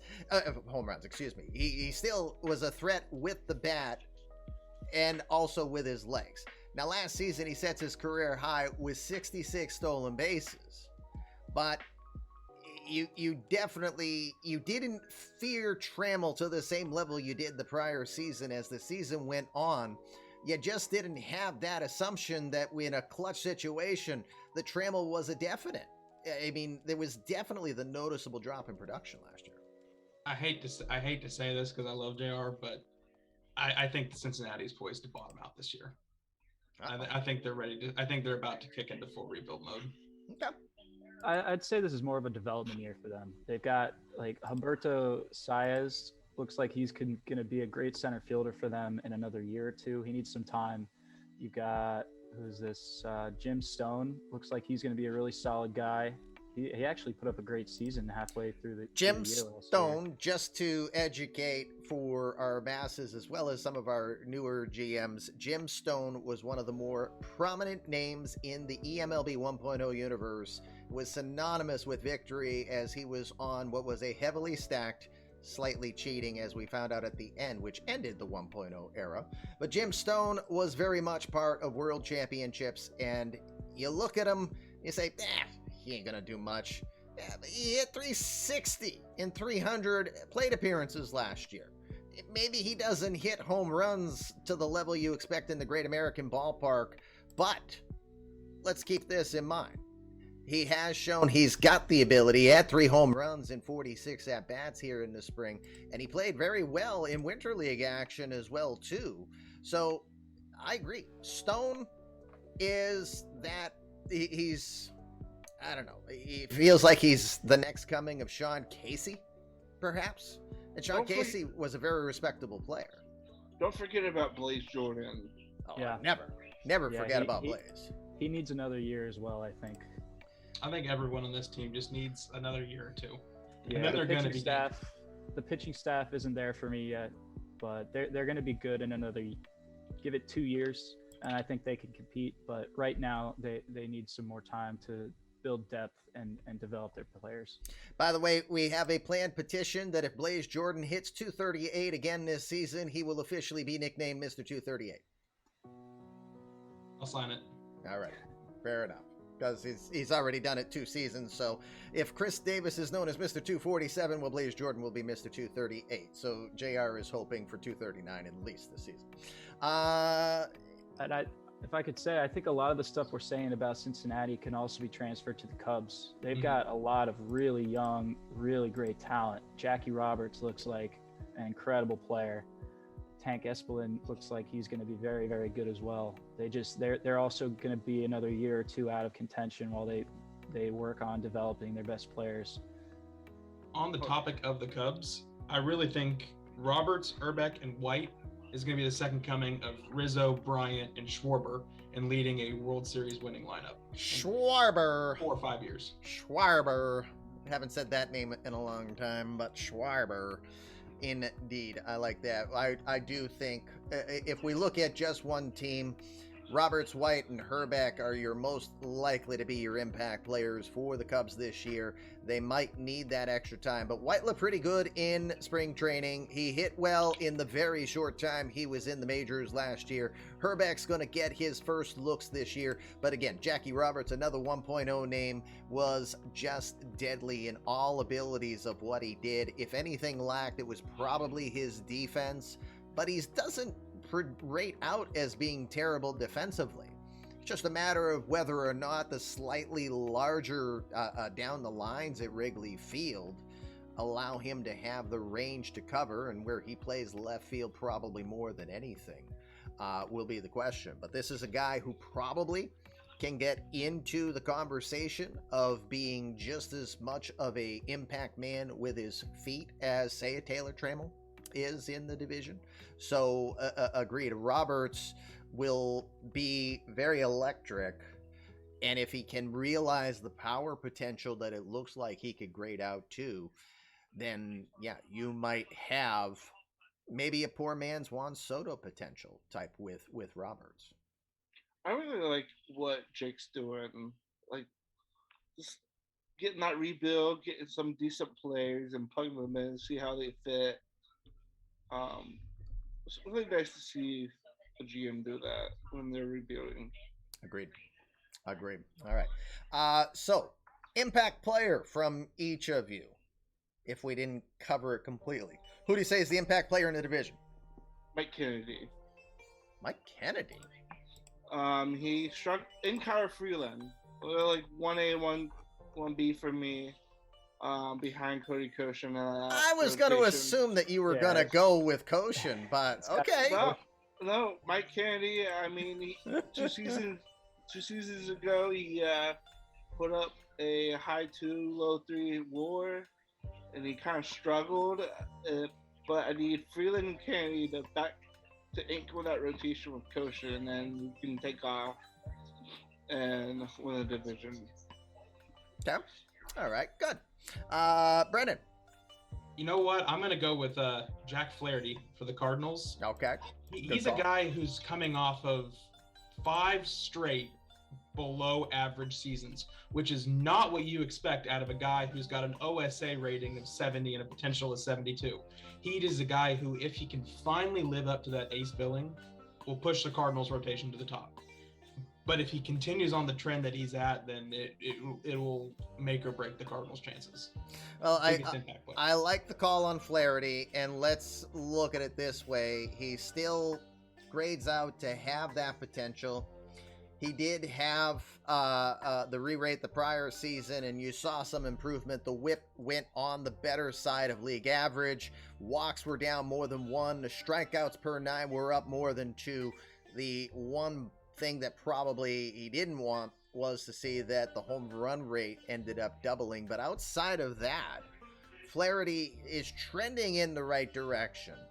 That if he can get the offensive support, yeah, maybe he can be the impact to try to be ahead of Pittsburgh if that's a 2-horse race right now. There's a 3-horse race. Milwaukee. I think Milwaukee. You think Milwaukee is okay. a race as well. Okay, I think that's fair too. Again, Milwaukee, I'm going to say if they have injuries or don't make any additional acquisitions on the pitching side, I think that's their Achilles heel. It's not the offense. Although, you have a couple noticeable injuries if they have anything like Philly has seen. Manny Machado, are you listening? But as well as some of the other players, Brian Abreu is also down for the Phillies, and that might be their top pitcher. It's very easy to say that there's just not enough depth within the Milwaukee organization. I think they're in the bottom third ranking-wise in their farm system. So injuries can easily turn that into a 2-horse race. Probably why sorry, Jason, did a little discredit to not mentioning Milwaukee in that conversation. When Jay Hill came to the Brewers, I knew it was just going to make this division a lot more tougher. Yeah. Agreed. And he's with his hometown team, so he's thrilled about that. All right, let's get to our final division. As we're around, we're more than past the time that I wanted to run, but again, I've loved the content. It's good. We hope you've enjoyed it, and we hope you are looking forward to tomorrow. We've got a double header for opening day here on the eMLB channel. As you see, we've got the graphic down bottom right. eMLB opening day 2025 will be tomorrow. Double header, 10 o'clock Eastern time, as we will start with the Mets in interleague action against the Royals at Kauffman Stadium. We're expecting Connor Siebold to be on the hill there for the Royals. Gianfranco Escalona will be the starter for the Mets. Pete Alonso going to try to do a second 50 home run season there from the Polar Bear for the Mets. It started off in Kauffman tomorrow. Game 2 action will be after that. That will be the Mariners taking on the Rangers. We are expecting the phenom Justin Fuller to be taking on Cole Winn. No Hans Kraus, but Cole Winn will be the starter in Game 2 action. That's all tomorrow here on the channel. Please come by and say hello and watch some fun stuff. Let's get to the West and finish it off. And since we've got one man in the West, let's go to Tom on his thoughts on the National League West. All right. Well, obviously Arizona's been the big dog in the West for a little bit, but I think that the scales are going to start tipping this season in the favor of the Dodgers. I can't say that the Dodgers will overtake them this season, but I see a chance for them to start worming their way into the conversation. Obviously they're under new management. They've made a lot of moves already, and it looks like they're gearing up to make a run in the very near future. Meanwhile, I think Arizona is primed to take a step back this season. They've still got a lot of great players, but I'm not convinced that they could continue the run of success they've had over the past couple of years. And behind them, you've got the Giants, who are still very young, still need more time to develop. You've got the Padres, who I don't think are going to be able to really compete. And then Colorado, same as the Padres. So really, it feels like a two-horse race to me between the Dodgers and the Diamondbacks. And I'm looking at the Dodgers to turn some heads here and make a run for it. I'm of a differing opinion from Tom here. I really think the Padres are the second horse in that division. I think that they have got a quality team with quality players, and if Arizona missteps at all, they're going to be the team to capitalize. It's hard to beat Los Angeles' rotation right now because they are developing an excellent team and their pitching staff, but I don't think that they have bats yet to match it. And I think that San Diego's got a good core of pitchers, and they've got a good core of hitters, and if Arizona missteps at all, they're going to be the team that capitalizes. I think the biggest change for the Dodgers this year is going to be Jung-Ho Lee. If he can live up to what he's done in the KBO, even at a lesser level, I mean, I really like the kind of player that he is and the talent he brings to that lineup at the top of the lineup. Yeah, Jung-Ho Lee just being acquired, the grandson of Win. Love the backstory on that based on his grandfather who played in the Korean Baseball Association, one of the fastest players in the history of the KBO. Coming aboard and going to try the major leagues as the 26-year-old. It hit over 400 last season, 20 homers and 113 RBI. Here's that argument. What is a Korean baseball organization's equivalency in the majors here in the United States? So the question will be, is he capable of even hitting in the 300 range? I would think he's very likely to finish above average as an overall hitter, and that he'll be a respectable part of any lineup that he's put in, but he's not going to produce at the levels that had him leave the KBO and say, I need a better challenge. He'll be challenged here for sure. Definitely tip of the cap as always. For those who don't know, Chris Holland has been a day one GM. He when we took a small hiatus before we came back to 2.0, I couldn't find him. He found us, and we've got one of our day one GMs back. And this is a guy that I constantly was looking up at in the standings, despite my winning 3 championships in 20 seasons. Chris Holland is a scary GM to face. He finds value. Jung-Ho Lee may be a perfect example of, finding those diamonds under everything that you look for. Yeah, this contract that he got Lee for is an absolute steal. And I think this is a prime example of a player that gets severely underrated by Osa. Yeah, you're probably right on that too. So then you look, while we talk the Dodgers really quick, I'm got a thought on Arizona. I will share my thought in a moment. But you've got Freddie Peralta, who just got re-rated. He's the king of strikeouts. That we know. You got Blake Snell. Snellzilla probably could still bring it. Julio Urias. But then Davis Rickos and Asa Lasley is your 4 and 5? Yikes. I think that's a great 4 and 5. Yikes. The only problem with it is it all comes from one side. So if you have a good lineup of righties that can hit lefties well, then you've got a challenge. You're going to make it tough on them. That might be the only negative that I would give it. But yeah, Rickos, coming from Tampa, hasn't hurt himself in regards to the conversation of being a useful player.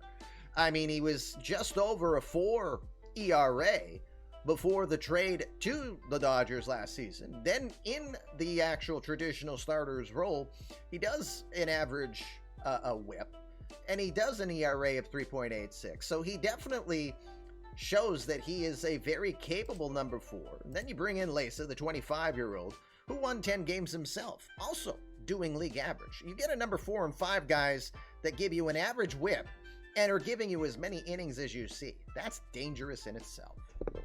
I think it's really going to matter what version of Freddie Peralta we're going to get next year. Are we going to be getting the 2022 and the Milwaukee half of 2024 Freddie Peralta, where he's just an excellent bona fide ace? Or are we going to be getting the Houston version of Freddie Peralta, where he has a 5.3 ERA? I like the contract. I despite how big it is, I actually think it's going to be a steal. I think they're going to get the first half of the season version of Freddie Peralta, but if they don't, then that will really hurt the rotation. Yeah, The here's Dodgers, though, they got the money. True, Yeah, they right, do. right. They've got the money, they can afford it. So there's no doubt that Freddie Peralta is going to be very expensive, and the expectation is going to be very high. And oh, by the way, he hasn't met those expectations realistically. You look at his career WAR.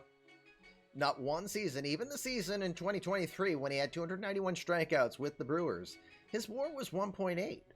Now, depending upon what you value WAR at, that's, in my mind, that's not even $18 million of production. So he's definitely being overpaid. The question is, will he benefit from being on a team that can A, overpay him, B, just use the rules to re-rate him to make him a little bit better with regards to keeping the homers and the walks down? Is it enough of a combination to say, yeah, this is a no doubt? I don't think so, but I'm also on the fence where I think it might be. It's going to be one of those deals where we're going to know by about May whether or not it pays off. Okay. All right. And what I think will be interesting, to just finish up on the Dodgers really quick, what I think is going to be interesting is you're going to expect to hear from the highly talked international free agent that they've had for several years now, Marin Catalina, as it looks like he's going to make the opening day roster. He had 16 homers, 340 average last season. Looks like he's going to jump right past AAA and head right to the Dodgers to play this season. Great combination of 5-tool potential. He can launch the ball out of Chavez Ravine very easily. He can hit for average. He can steal you several bases, and he's not going to hurt you in the field. It's just a question of whether or not he's better as a center fielder versus a corner outfielder. And then, of course, a guy that Baltimore may recall, Juan Corcoran, another 1.0 legend, the Colombian 21-year-old. Looks like he is going to break camp and stay on the active roster. This is a guy that got shadowed very much due to having players like Nick Spence, Buster Bluth on the lineup, and it's particularly Spence. And I would think also when you saw how Cesar Sturridge Jr., who was an all-star for the Orioles, it gave you, Brendan in particular, gave you the confidence, I can take a chance to trade Corcoran and get some value back in at return. For reference, for people to know what that deal was, this was who was in this deal. Going to the Dodgers was Grayson Rodriguez, Cesar Angomas, who we thought was going to be your closer, Alex Guerrero, and Yusniel Diaz. What you got back in return was Michael Martinez, Alex Horton, who we got to see a fair bit of late, Jeff Thayer we've seen a bit, and of course Alex Verdugo, a former two-time National League batting champion who I think has still got the potential to be in that conversation, at least in the top 10 in that conversation going forward, if he gets anywhere between what you've seen so far and where he's been. I just didn't think that Corcoran had a chance at making the roster at any time soon. With the Stars playing as well as he did, and Anthony Medrano, who I acquired in trade from Tom, I felt he was expendable to improve our outfield. And I completely agree. I still completely believe that. That said, I really am gonna hate how good he's gonna be for Los Angeles in these upcoming seasons. This is now this is the downside of having a day one GM on the other end of that deal, remembering names like Corcoran, and also having a guy that also, we mentioned Jim Stone earlier as being synonymous with success. Here's another guy in that Dodger organization, the 25-year-old switch hitting Rod Metzler. Metzler was a beast, to put it mildly. Playing alongside the aforementioned Tony Medrano in that day, now known as Anthony Medrano. I just went with his more official name that he goes by. 280 average, 25 homers, 74 RBI. And by the way, Medrano was an actual minor leaguer once upon a blue moon. A lot of these guys were, realistically. So, but Medrano with a 280 average, Metzler, 280 average, 25 homers, and 74 runs batted in last season. Then you put a Corcoran in there. Yikes. There's going to be a lot of trouble, I think, coming out of LA this year.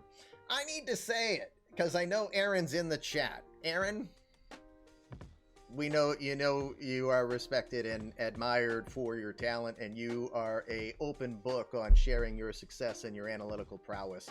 I think you're resting on your laurels. The Winter League and spring training have shown me that work needs to be done, and I'm still going to call you out that your recent deal that we mentioned earlier when you were still asleep. We thank you for being up as early as you were today, though. But we have to call you out that if you think Tyler Glasnow as a number 5 pitcher, even after re-rating on this team, is the winning end of a deal that has Jim Giesler and Fritz freaking Flaherty. Watch your language, bud. Daffy, you are asking for it, buddy. It might be past Valentine's Day, but I have no thought of cooking you. I still say that that's advantage Tampa Bay 100 times out of 100. So I think Arizona's really dogging it here of late. Intentional? They're a team that left too much room for their competitors to catch up. I think that's the fairest way to look at it. Is I think that coasted on the championship of 23, thinking everything's good, but not trying to build on it so much. Well, they were. I believe they lost in Game 7 of the CS this last year. Yep. And so they were one game out from making the World Series again. They're still a very good team. Well, of course, Aaron's replying now and saying I'm very biased towards Glasnow, but no one. There's 80 plus people watching, and those that know eMLB well enough might not agree. You might be in the minority on that, Aaron. And again, not a lot brought in. Just JB Wendelkim was the most noted name from a WAR perspective. But Joey Gallo, Ty Buttrey, 100-mile Kenny Giles lost amongst others, but those were the more prominent ones. And I know from your point of view, Gallo doesn't serve the overall purpose of where you think things will go, but Gallo's actually looking okay here in the spring. We'll definitely see for sure how that goes long term, but I guess I just don't feel like enough was done, and when I think of Arizona right now in farm systems, I don't think of Arizona as top end. No, but the thing about Glasnow, it brings up bad memories for me, so I don't really talk about Glasnow. But there's one guy in this division no one's talking about, and I'm surprised his name hasn't popped up. And I think he's going to take the MVP this year. He's going to ruin the streak of Juan Soto to get his 4th straight. And it's Fernando Tatis Jr. With that re-rate, he's the best player in the league right now. Maybe not to the extent of Wander Franco. So he's probably the 2nd best player in the league right now. But best in the National. I still lead Soto. Aaron, I'm not doing it. I need Cody to stay upright and functional for about 10 more minutes here. So, but yes, Tatis just got re-rated because he now qualified. He missed by being re-rated last season by his injury that he had in the middle of the year. So Tatis is now re-rated to be a more accurate real-life representation. It's his one freebie to do so.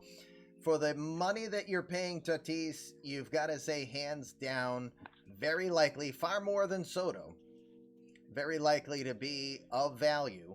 And even before he got re-rated, he was still producing the 3.7 WAR while hitting 256 last year with 27 homers.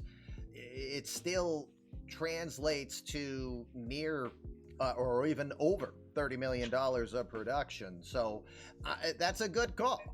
The question mark is there enough to keep up with the Dodgers and their deep pockets? Do the Diamondbacks actually, am I just, giving too much crap to Aaron in regards to the Diamondback situation? Is all still well and getting better? Because Aaron's saying in chat, Harmon's going to be better than what Gallo brought, and that's I still possibly think true. the Diamondbacks win the division by at least 5 games, maybe 8. 5. Okay. So what's missing from the next teams up on getting on narrowing that gap from 5? Depth. I just think that both the Dodgers have depth on the pitching side, but not enough quality hitters up and down the lineup to keep up. And the Padres are pretty top heavy, got talent to match at the top end, but don't have enough at the bottom. Okay. That's fair. Okay. All I right. think the Padres come with some questions in the lineup or in the rotation that they might need another season to develop. Yeah. I think they're another one of those teams that are getting good production out of guys who aren't rated as highly as some other as you'd like or expect from their performance. Yeah. I think San Francisco, we haven't talked about them yet. I think they're an up and coming team. They're not there yet, but give They got some give scary Sean hitters. just give them a couple years. And the Bo Bichette re-rating's going to really help them as well. Yeah, I have to absolutely agree with that. Bichette's going to make a huge difference, in my opinion.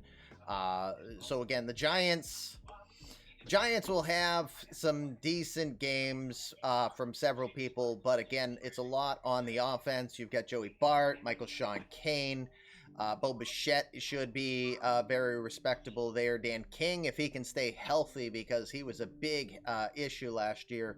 And if whether or not community creative player Ethan Candela is ready to go, more of a knuckleball type specialist, if Ethan Candela can also be available and ready to go, yeah, maybe the Giants will impress more. I'll say this right now. I don't think Sean Paxley and the Giants end up finishing with the worst record this season. I think that it was just more unlucky with having injuries to like King and just not having the right pieces top to bottom in the end. Again, Bo Bichette was not the same player that he should realistically be now, as you see what a more fair representation of Bichette will be. As Sean Paxley says, not rushing Mr. Candela. We obviously think that for Bichette, this is going to be better. 258, 18 homers, 77 RBI with 25 steals.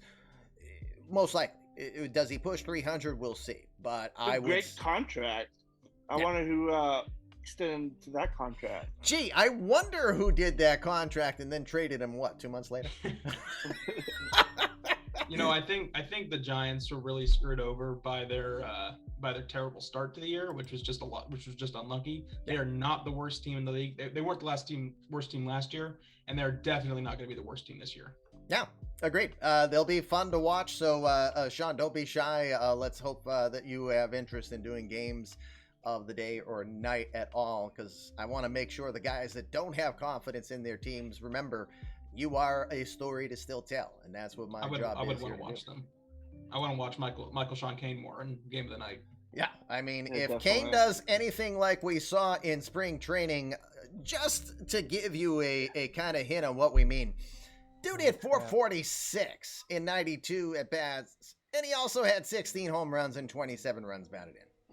I mean, talk about a man who loves spring training ballpark so much. I mean, He's 20 years old. His rookie 404 on base percentage is pretty awesome. yeah, let's definitely look at Scary. that. So, Very scary. and does he benefit also from playing in a park that has Triples Alley, where he had 5 triples as well too? So absolutely. So who's our impact player here? You say Tatis or someone else? I think if Leroy Jenkins bounces back, then that's really the X factor for the Padres. Oh my I think God! he's the guy who's going to have the biggest impact on any one team. In 3, 2, 1. Gotta do the battle cry anytime Leroy gets mentioned, but a shout out to Respawn and his channel for inspiring Leroy to be a part of the eMLB universe. So. Next. I'll go. I gotta say Myron Catalina. I think he's my Rookie of the Year candidate this year, and if he comes in swinging like he did last year with a 154 OPS plus, that is really going to be a big boost to this Dodgers lineup. Good. All right. I think I've gone around the horn here for the West. Any final thoughts here on Padres? Okay. All righty. Any final thoughts on the entire league opening day? Let's finish up with this. Who's your American League, National League champions? Who gets to the World Series and who's winning it? Starting with Cody.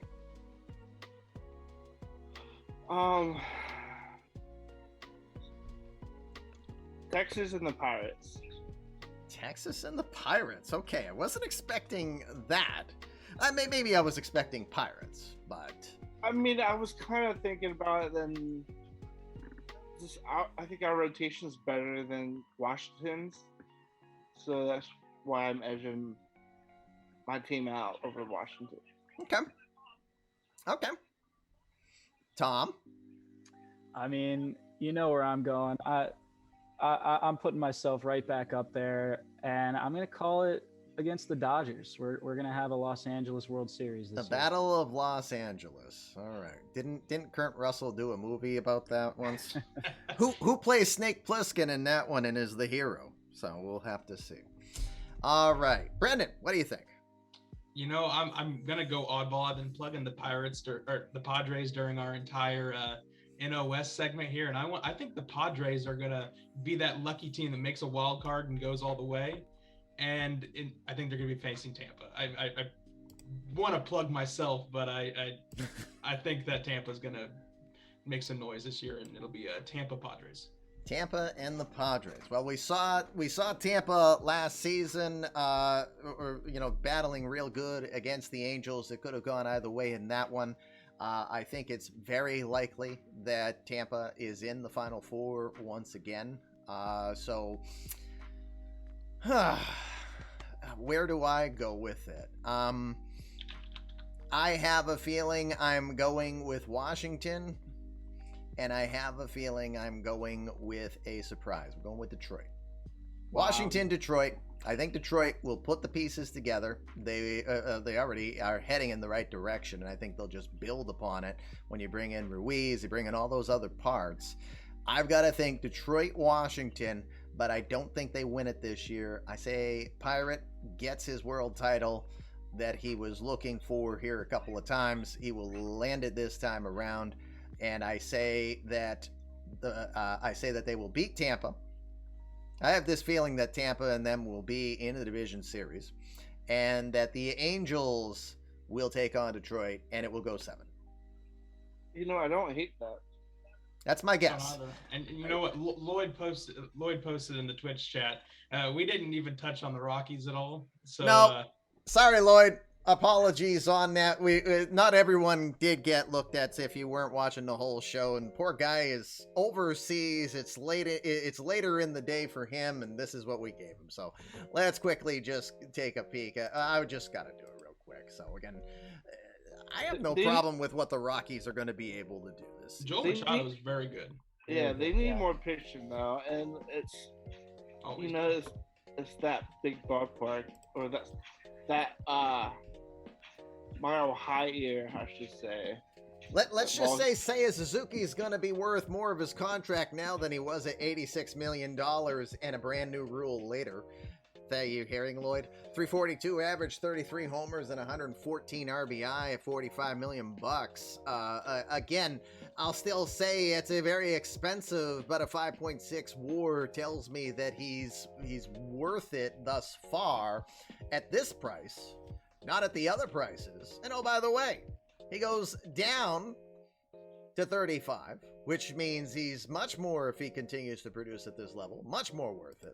And then it's a question of whether or not he likes Colorado so much or if he wants to get out of Dodge. So we'll see. But Suzuki is he's the straw that stirs the drink in that town. But you've got Walker Smith, you've got the horn dog Jim Horner, Willie Adames is going to be something I'm going to watch. He hit 20 home runs.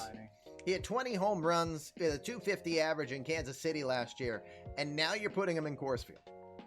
I think that's going to be a fun signing, that if you have Machado perform as he did last season, Joel Machado, if Alex Reyes can figure out how to pitch in Colorado, if anybody can figure out how to pitch in Colorado, that'll be a good situation overall. It's bullpen that scares me, including my own virtual player, the likeness of my 9-year-old son, Andrew James, AJ. But again, for 1.7 million in an arbitration year, I don't know if you want him as a closer, but right now he will be over 39-year-old ageless wonder Wade Davis. Yeah, Rockies will be fine, but what are you thinking? Fourth? Fifth? Fourth. I don't want to throw them at fifth.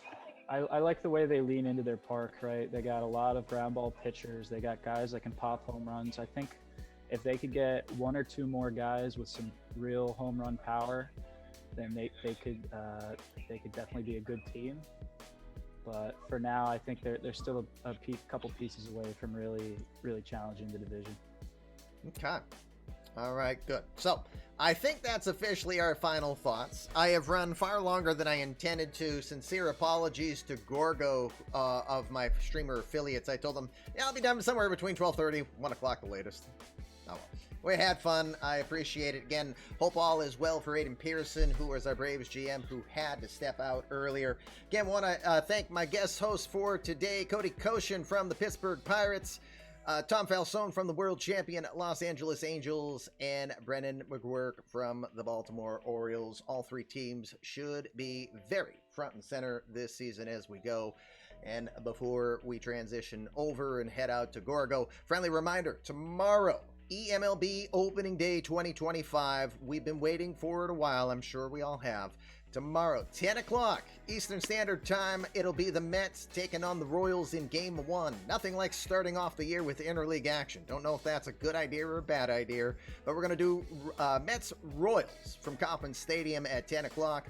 And then we will have the Mariners and the Rangers in Game 2. We'll get to see Justin Fuller, the Phenom, facing off against Cole Winn, trying to win it for them Speedy Rangers. But again, thanks to all of you for being here today. Back to our litter box. I'm going because Lucky Kitty Ninjas do assassinate. You are looking at their most likely victim. We got 3 more today at least. But once we can find our some glue and tape, we'll all put our heads back on straight, and we will be back in front of you soon enough. Tomorrow, 10 o'clock here, same cat time, normally, same cat channel. Thank you for your attendance. Remember, how you think directs your life. When you think your best, you're going to be your best. Tom's already thinking World Championship number 2, so that's a good mindset to have. Go do your best. Enjoy the rest of your weekend. I've got to go catch up with the wife before she murders me at the hockey game. There'll be a 10-minute game misconduct coming if I don't get out of here soon. Heading over to Gorgo before I forget, because I haven't even hit the raid button yet. Nice job, Kamish. Do you know what you're doing? Professional streamer. We're out. See ya. Peace. Yeah, thanks for having us. Yeah, It was a lot of fun. that was fun. That was a lot of fun.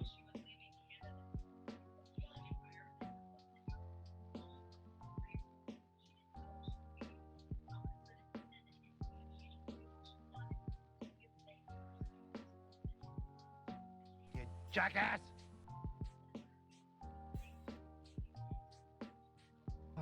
It's time for me to eat. I'll see you guys later. Have a good one. Yeah. Bye, guys. You too.